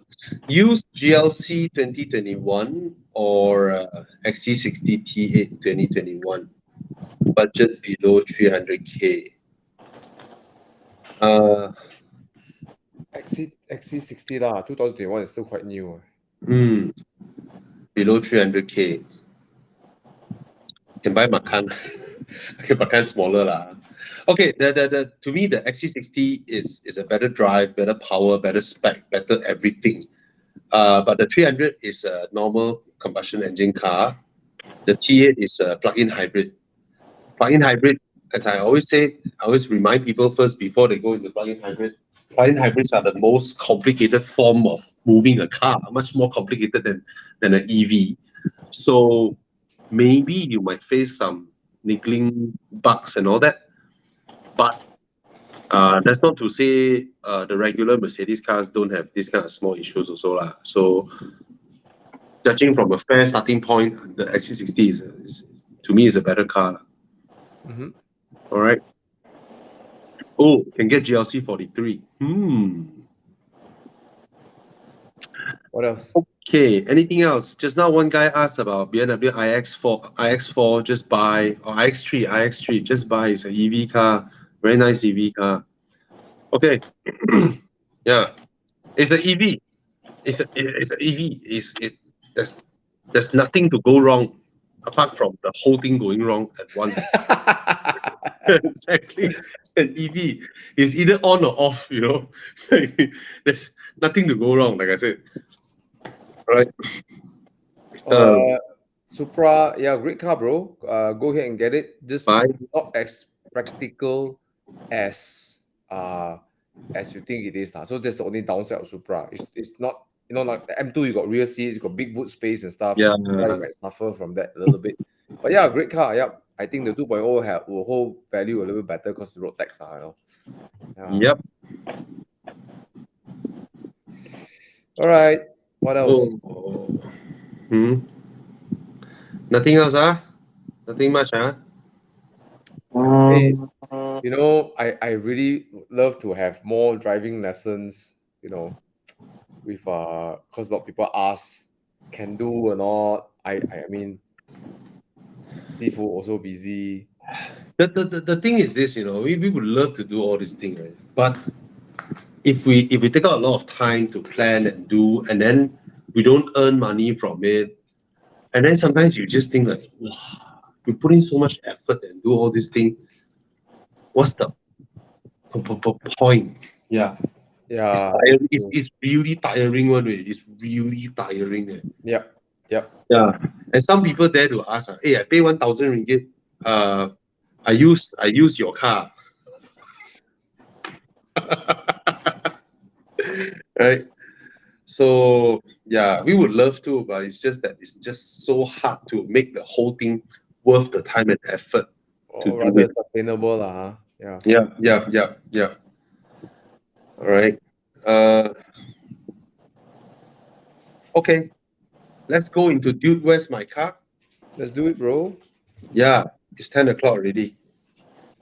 Let's do it. Even this live show, it's like sometimes, we love interacting with you guys. We love that we can help, but sometimes really tired one, and really, really, really tired. Because most people, they come in, they ask, they get their answer, and then they go off. Right. Yeah. I mean, it's logical, right? Thomas, you okay?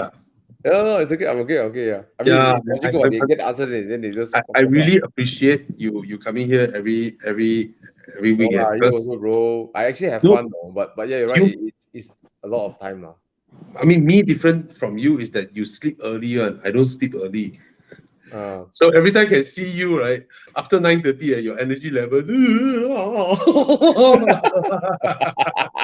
your engine look like you vacuum leak, Wait till I reach 12 o'clock. Yeah, you look like you have vacuum leak, and then you pump RON 92. You wait, I reach until 12 o'clock, then I go check engine light already. You see, Paulus do Evo Club track day. Okay, the reason I don't do track day is because I see a lot of people doing track day already. I encourage Evo Club members or whoever, just go and join the track day, because I don't want the track day that I organize and one fucker crash and die. It's like, I cannot take this away. I really cannot take it away. So not too bad lah, quite wide. Boom, in a fireball. But even simple thing, someone go and break on the track lah. Someone go and and then I run over. I saw the. I'll give you a scenario which happened to me. Take money for track day. I promise. One idiot went there, car got problem, stuck on the road, got engine oil leak. Oh. Now they must stop the whole track day, throw the car out, got oil, engine oil leak, try to clean. If they cannot clean in time, all your hours are used up. You pay Yep. for 4 hours, ma, correct? Yeah. Who do you blame? One guy, you know. Mm. So that's why I don't organize track day. Yeah. So many people organizing, you all go and join their track day. I encourage. I just don't want. It's like I meet one guy. Oh, hi Bobby, I am Michael. Oh, hi Michael, shake your hand. Then later I saw a fireball at turn 14. Then I run over there. I see a hand there. Oh, that was the hand that I shook just now. It's like fuck. I don't want all this way. It's like no. So sorry for that. That's why I don't want to organize track day. And I myself don't like driving on the track. I don't enjoy driving on the track. Yeah, I don't. Because I go manufacturer sponsored track days where we go 100%. And I will never go 100% in my own cars. Yep. I will not. All right. Okay, let's scan. I'm with you, Bobby. I'm with you also. I've got the same issue. It's like we go on Sepang, okay lah. They pay, they give us and we drive. But my own car to trash that much. Yeah. Wow, my tire 10%, 20%. Wow, my tire 30%. Oh, my tire, my axle. I see other people drive Thomas's car 100%. I my heart also ache. Yeah. Thomas, you okay? Sorry, hold on. Sorry, I got a little problem. You check engine light already? No. It's just I'm trying to get Reboot. to do. Am I nice? Okay, this is Okay, I managed to scan the code. Yes, sir. Okay, guys, please scan the code, guys. We've got 280 people joining us for the live show today. We can see it. You can't see it. Sorry about that. We got 48 guys have scanned so far. Please, all you out there, please scan the QR code on the top left there. Or you can see there's a link there. You can click the link that we have on all our channels. Okay, upc.ch/ehs2. Okay. But actually, Thana, every week we have more than 280, 300 people. Because a lot of people come in, they ask their question, then they go out. Oh, yeah. I think in terms of unique people, I think it's about much more than that. Much more than that. Yeah. It's 1,000 plus. Yeah, correct. All right. Come on. We have 4 rounds today. See what our troll king has prepared for us. We must do a belt, yang ding ding. Make a start. The king of troll. Yeah, this is our king of troll. Yeah. The man behind all this magic. Yeah. Oh, E90 or E92. This is the E92. E92. Is that a 335i? Is that a 335i? Oh, E90 335i. Facelift. Ooh. Audi S. Audi S. S4. I know what I want lah. S4. I know what I want. I miss my Audi S4. You know what, Thana? Hey, where's Thomas? Sleeping in it. Where's Thomas? Gone for a drink. Catch a drink. Oh. Yeah. Okay. You know what, Thana? Yeah. Last time when I had my S4 and then I test drive the E90, right? On daily basis, I really prefer the S4. Way better interior, larger back seats, higher quality interior, and then the engine just beats the 335i engine. There's just no challenge, right? The S4 engine, right, it beats the crap out of the 335i engine. Yeah. But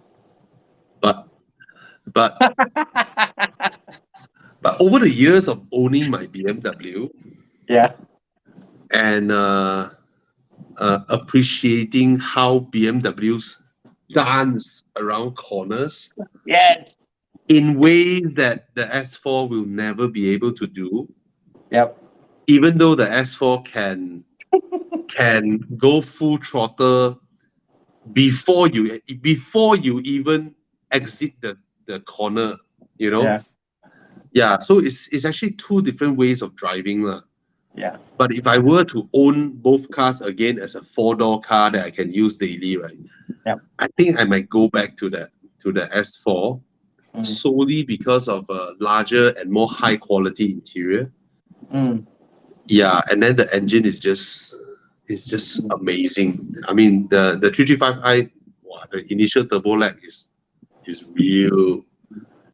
And then I look back those magazines that wrote about this car back then, right? They're like, wow, zero turbo lag. I'm like, fuck you, you liars. No, for them, I guess for them, compared to what it was before. Yeah, think about it, yeah, you must see in context of what they compared to before. The turbo of yesteryears compared to yeah. the 335.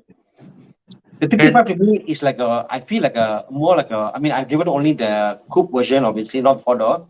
Yeah, Tuner is like a widow maker.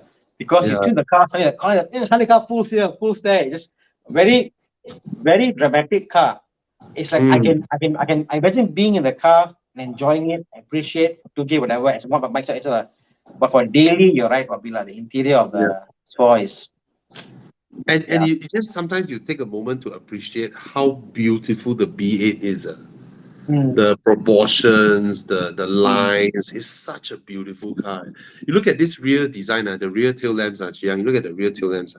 This design from Walter de Silva, right, affected the entire industry. Even the current 3 Series rear tail lamps is from this architecture, where the number plate part the number plate part, right, is a slightly curved in to hold the number plate here, instead of a cutout space. And then the tail lamps floating up there, left, right, long, it's actually long just to make the car wider. And then even the newest C-Class is using this design. Kia Optima using this design. Maserati Gran Turismo using this design. The whole industry is using this design from Walter de Silva. It's such a groundbreaking design. You see the number plate area of the E90? There's a cutout, right? It's like Whereas the A4, they're trying to meet regulations requirements, and they have a space there to meet regulations. And yes, and then the large grill also, the entire industry went into large grill. And then the headlamps, where it's the first time where they integrate, all the LEDs inside the headlamps to have a character and all that, right?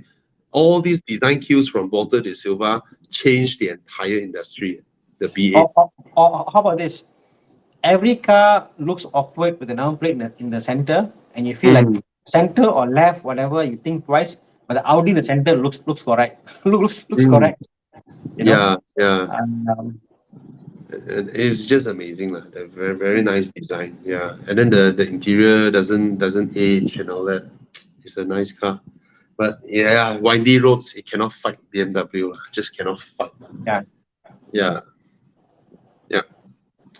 All right. Okay, that's the end result. So I will vote for my X S4. Still miss that car.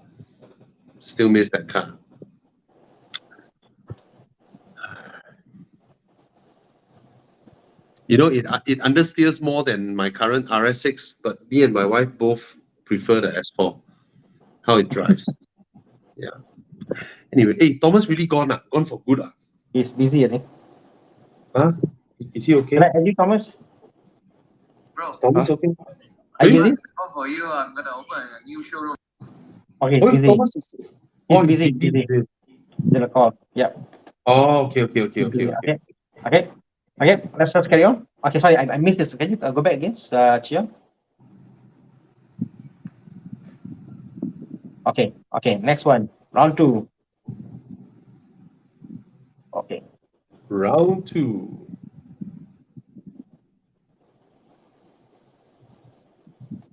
GT3. What is this? Ooh, sorry, I wasn't looking just now. Is this a whoa?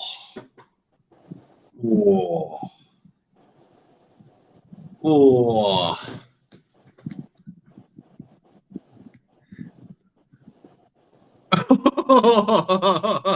nice one. You see, wow, this car we see maybe below Bacardi, yeah. We see the emblem on the seat like ACBC. This time we know what car this is. Oh, Okay, I know what I want. I already voted already. I've never voted so fast. I've never voted so fast. Oh, I'm going for the Electra. I mean, Same here. Electra. So it's like there's no challenge. You see the car, you see the real car, you're like, what the fuck? Right? Imagine you come off the Electra interior and then go into the Taycan interior. You're like,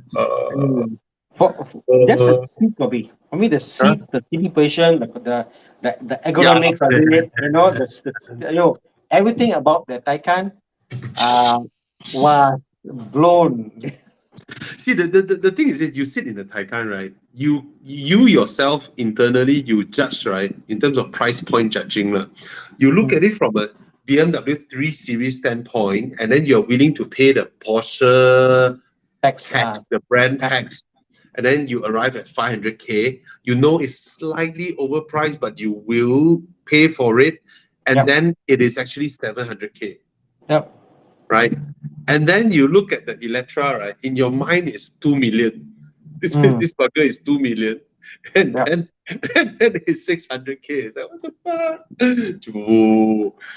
It's like, yeah. I will park this next to a Urus. Yeah. And then challenge the Urus to a drag race. And win.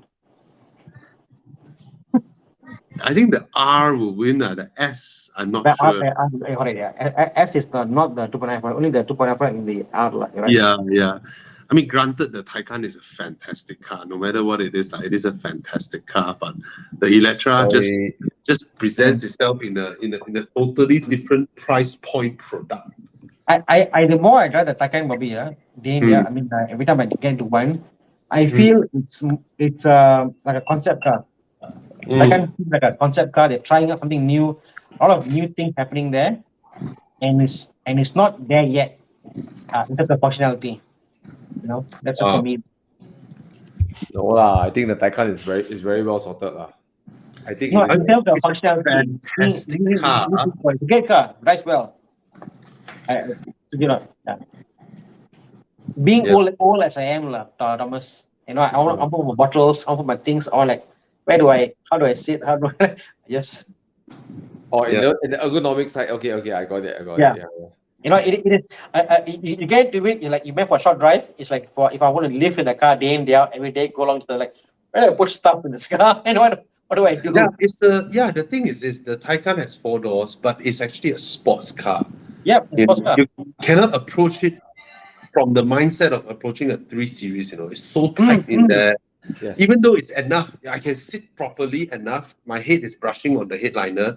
I still have like 1 fist of room from my knee to the seats. But everything is so optimized that it can barely carry 4 person. It can do the job. That's it. And then it's a sports car. It's a sports electric car. Yeah. But the Electra is all out. Luxo, it's all out like Cullinan, Bentayga, that level, it's like wow. And I only pay this price for that. Quite gila. The front LiDAR rise up from the roof, right, Thana? Pardon? The front LiDAR, it actually rises up from the roof. Yes, correct.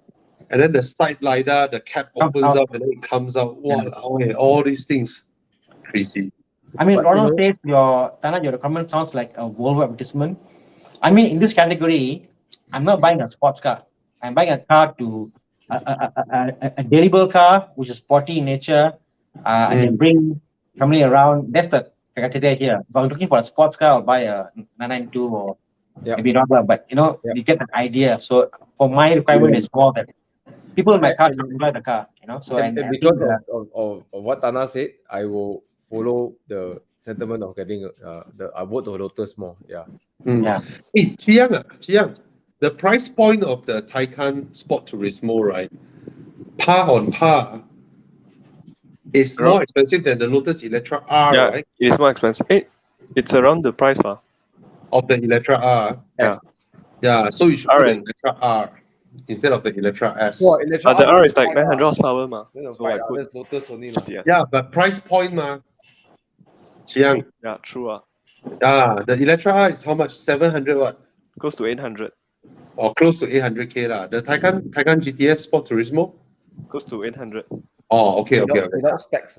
Without So specs. same price point is actually Lotus Electra R, the 900 horsepower gila car. But, like Thana said, you want a sports car, go for proper sports car law, Yeah, right? yeah. Yeah. Yeah. Whereas the Lotus Electra is like it's like luxury SUV in the EV. Yeah. All right. That's the next one.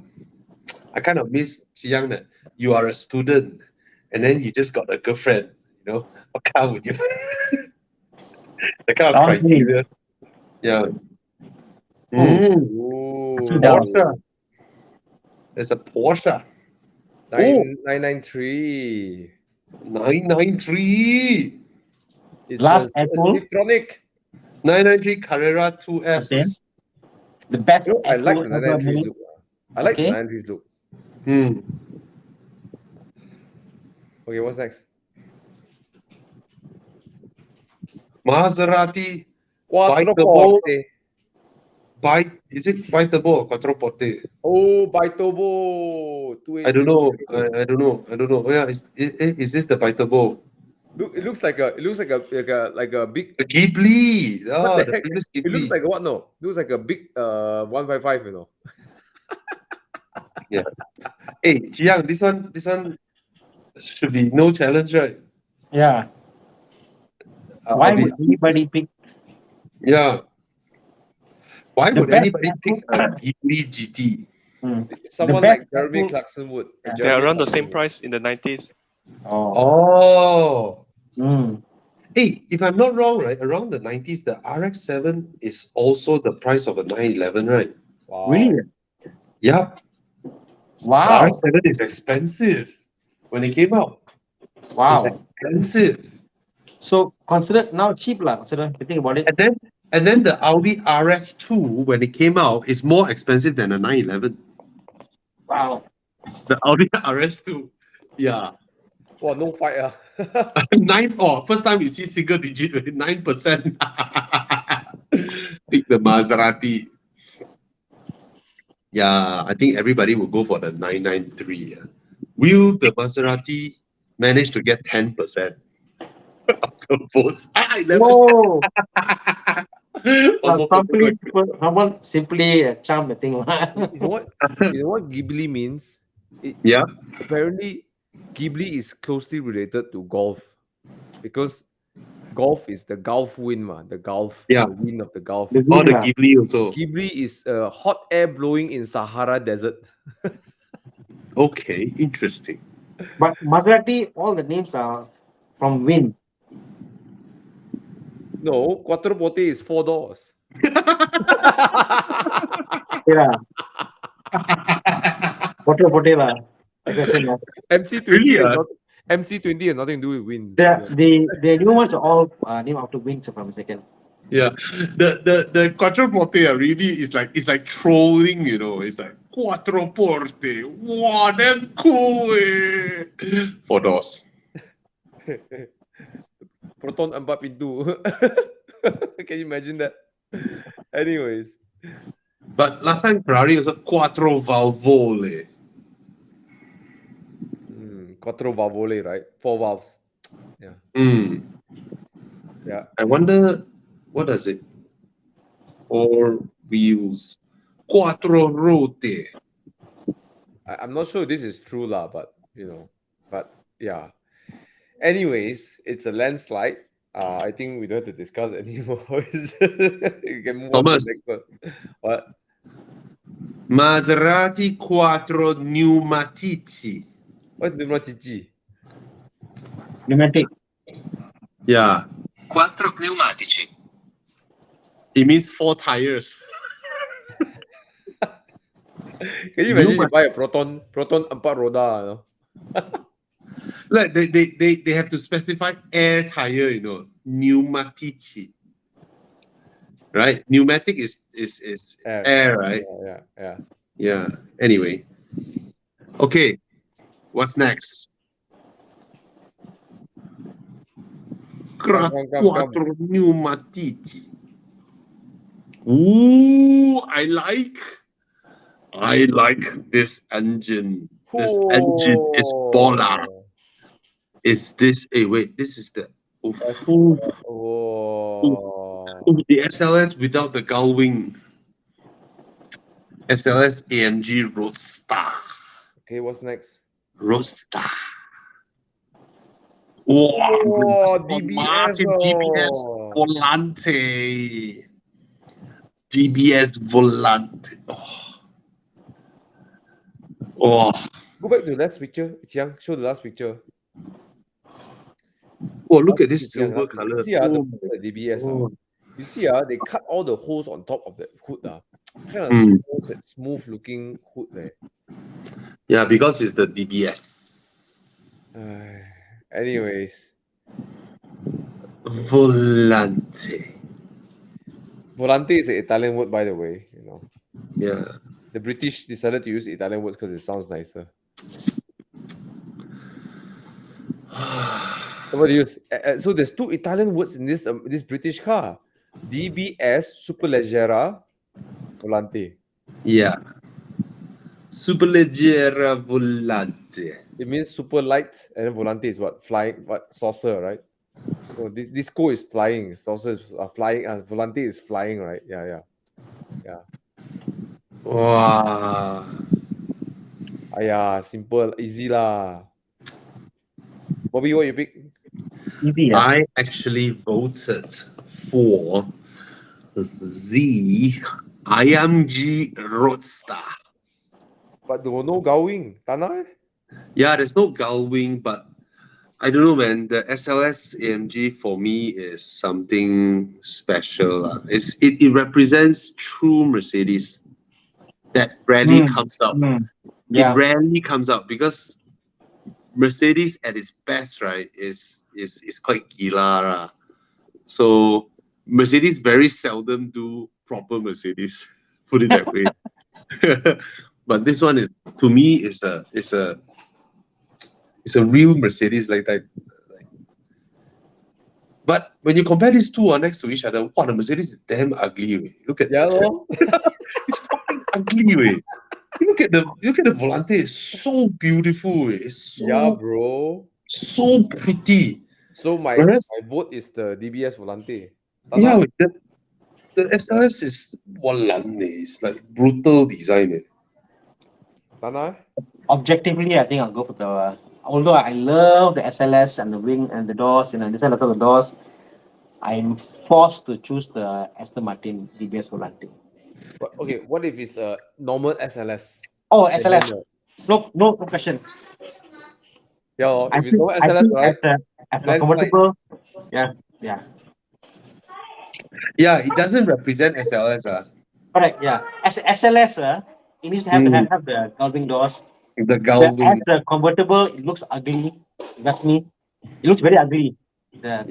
You know, AMG was the DBS Volante it looks beautiful, so it hurts me to pick the Aston Martin Volante because of these options, but if it's a gullwing, clear cut, man. SLS. if I have a SLS going, right, I'll go to a car meet and then I'll leave the door open and I'll just park the car like that. It also hurts me to vote for the SLS because I have a very soft spot for the gull wing, and I respect Mercedes so much. That's why I hate their normal cars so much, because of the utter respect I have for Mercedes-Benz. And yeah. Means you see up Mercedes lah. You don't Yes, see them down. yes. Yeah. I see Mercedes at a higher level than even Bentley. To me, right, Mercedes it's quite an amazing brand. They can build a fucking commercial van, but they can also do a 10 million ringgit hypercar, which I think Bentley don't even dare to. to venture in that territory, you know. And if Mercedes wants to do something, they can, but they just choose not to. You know, that's the. You know, it's one of the very few car makers that makes their own transmissions. Yes. Very few car makers have their own transmission plant. Toyota, Honda, Mercedes-Benz. I don't know who else that creates their own transmission, and their transmission. I mean, I don't know. Geely? Geely. Yeah, XME. I mean, the China makers for cost wise, yeah, but in terms of achieving some achievements and yeah. They're not. They don't set themselves out to achieve something, you know, just to cut costs only. what they do is they buy all the engineers from the other companies and they just go and they make this one copycat lah. But yeah, the DBS Volante is the better choice here. Like, it is such a beautiful car. Such a beautiful car.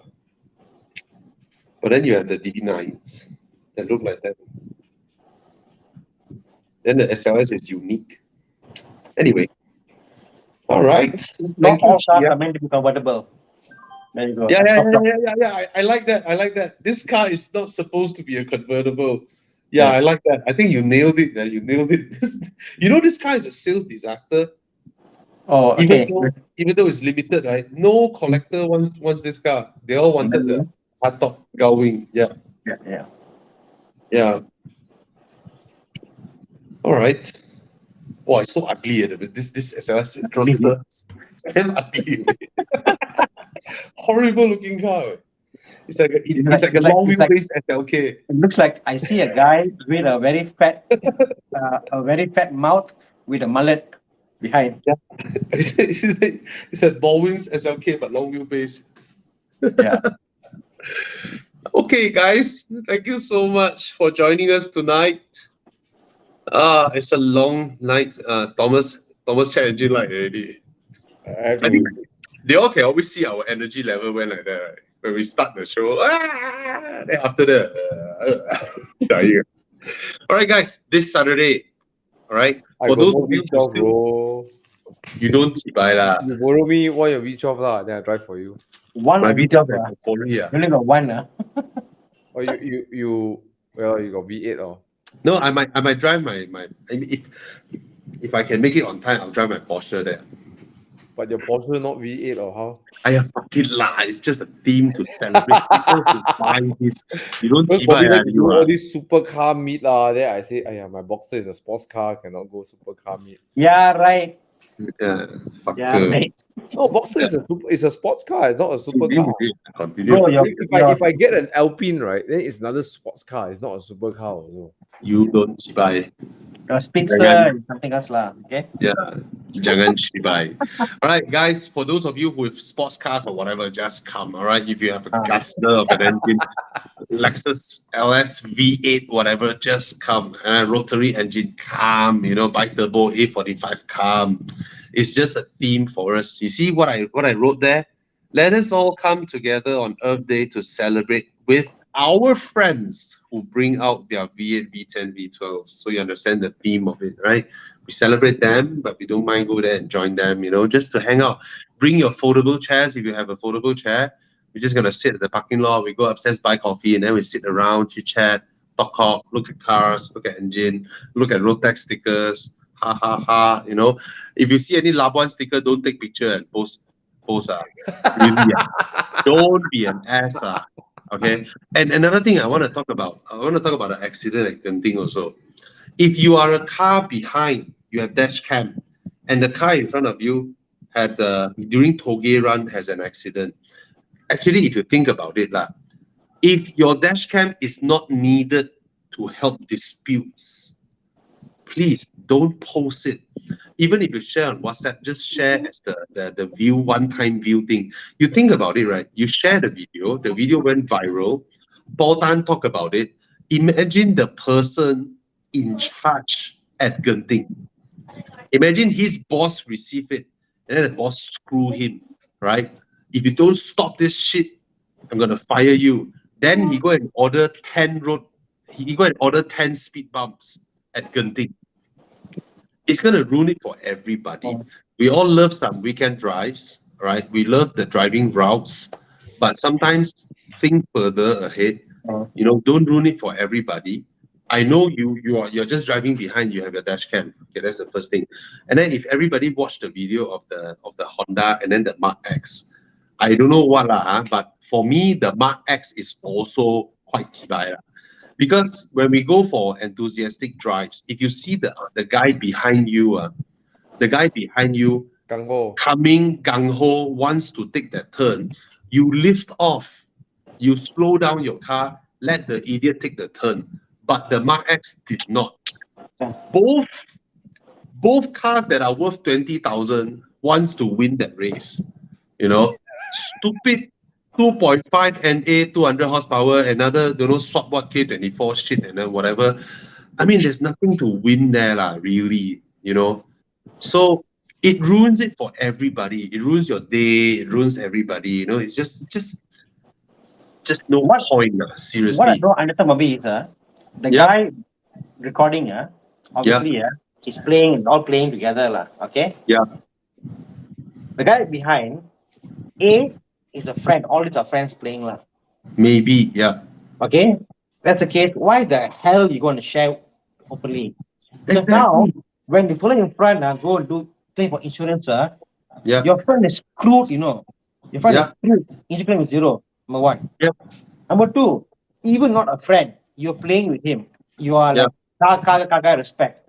Why the hell you go and share this? Again, you ruined it. You know? So no matter how you see that, you ruin it for him. Because imagine what you do now will come back to you. If one day you go, suddenly for whatever reason, suddenly you slip on the oil and you cannot the provider. They say, you're running fast, You're ruining for everybody else. Exactly. So financially, it's a big thing to the other guy. And sometimes when there's too much public outroar, police will take action. Right? It's the same as the Termiang Pantai cars parked by the roadside and then people go and have sightseeing. Right? You know, there's no law in Malaysia that says that you cannot park your car on the white line. There's no law that says you cannot park your car by the roadside and come down, take picture, and then you continue on.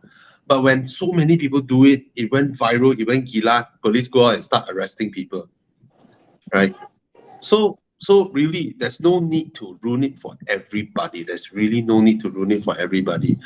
So I watched the video, I'm like, come on, why the Mark X did not brake or slow down? Oh, he also want to win. He want to beat that car. And the car really want to beat him, you know, go and dive into the turn like that.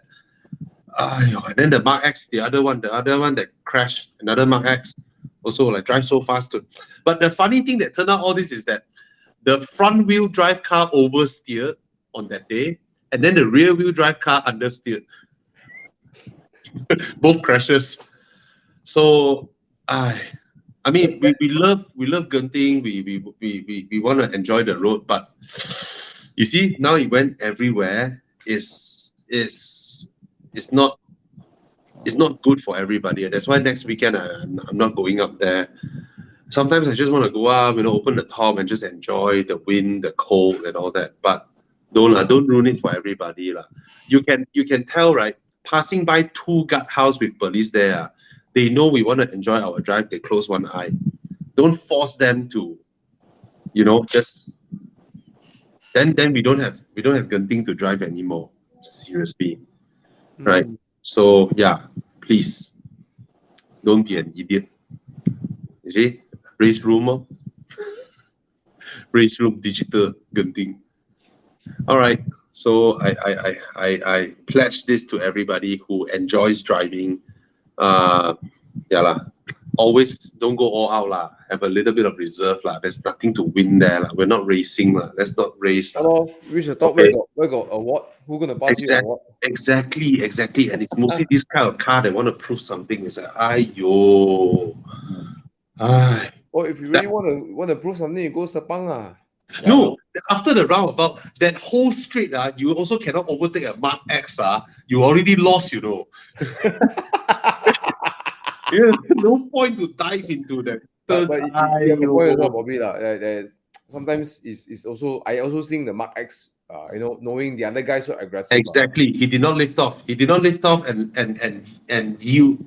It's what we call defensive driving. You yield. Sometimes you see some. I'll give an example. There was this morning drive where I am behind Con going Uluyang. All right. And we drive defensive one. I see a blue Peugeot 208 GTI coming from behind really fast. All right. And what did I do? My first thing I do is I slow down my car to leave a gap between me and Con, because Uluyam is single lane. If a car comes out, he has a gap to go inside me, to cut in front of me. I leave a gap for him when I see him coming really fast. Then as he is approaching me, right, I realize he has no intention to even slow down. Con, very good. Con also very defensive. Con also looking at his rearview mirror, observing this guy. All right. It's like, wow, the guy really don't want to slow down. And we are approaching the turn already. True enough, as we were approaching the turn, a Mazda 3 turned out. Con immediately put 2 wheels on the grass. Con put 2 wheels on the grass to let the Peugeot squeeze, 3 cars squeeze by 2 lanes. Right? So, and then both of us was like, what the heck? And then when we reached Genting, we saw the blue Peugeot at the Mamak there. I went up there and asked who's the owner, and fuck that person. And he's not a youngster, He's not a youngster. That's the thing. He's almost like our age, almost 40 on it. Really fuck him. It's like, why you drive like that? It's idiotic. So yeah, that's all I want to say. If you want to enjoy our roads, please responsibly. All right. We all have some shenanigans, right? We're not playing God here. All right. Okay. I think that's it. Sorry for ending this like that, but please come for our Earth Day V8 V10 beta. Right. Nothing going on there. There's no booth, nothing, no sponsor, nothing. It's just for the V8, V10, V12 guys just to gather a bit. So if you have friends who have a V12, V10, please bring your car out. Appreciate, how we all look at each other. And, wow, Can I bring my countrymen now? Thana, how we treat Thomas now? Can. We just we give him the parking spot next to the corner there. No, he can buy Auto Bavaria. Yeah. I must charge. Go. Thanks, though. Can. Okay, anything just come and enjoy and look at cars, Yeah. All right. All right, guys. Take care. Good night. All right. Good night. Bye.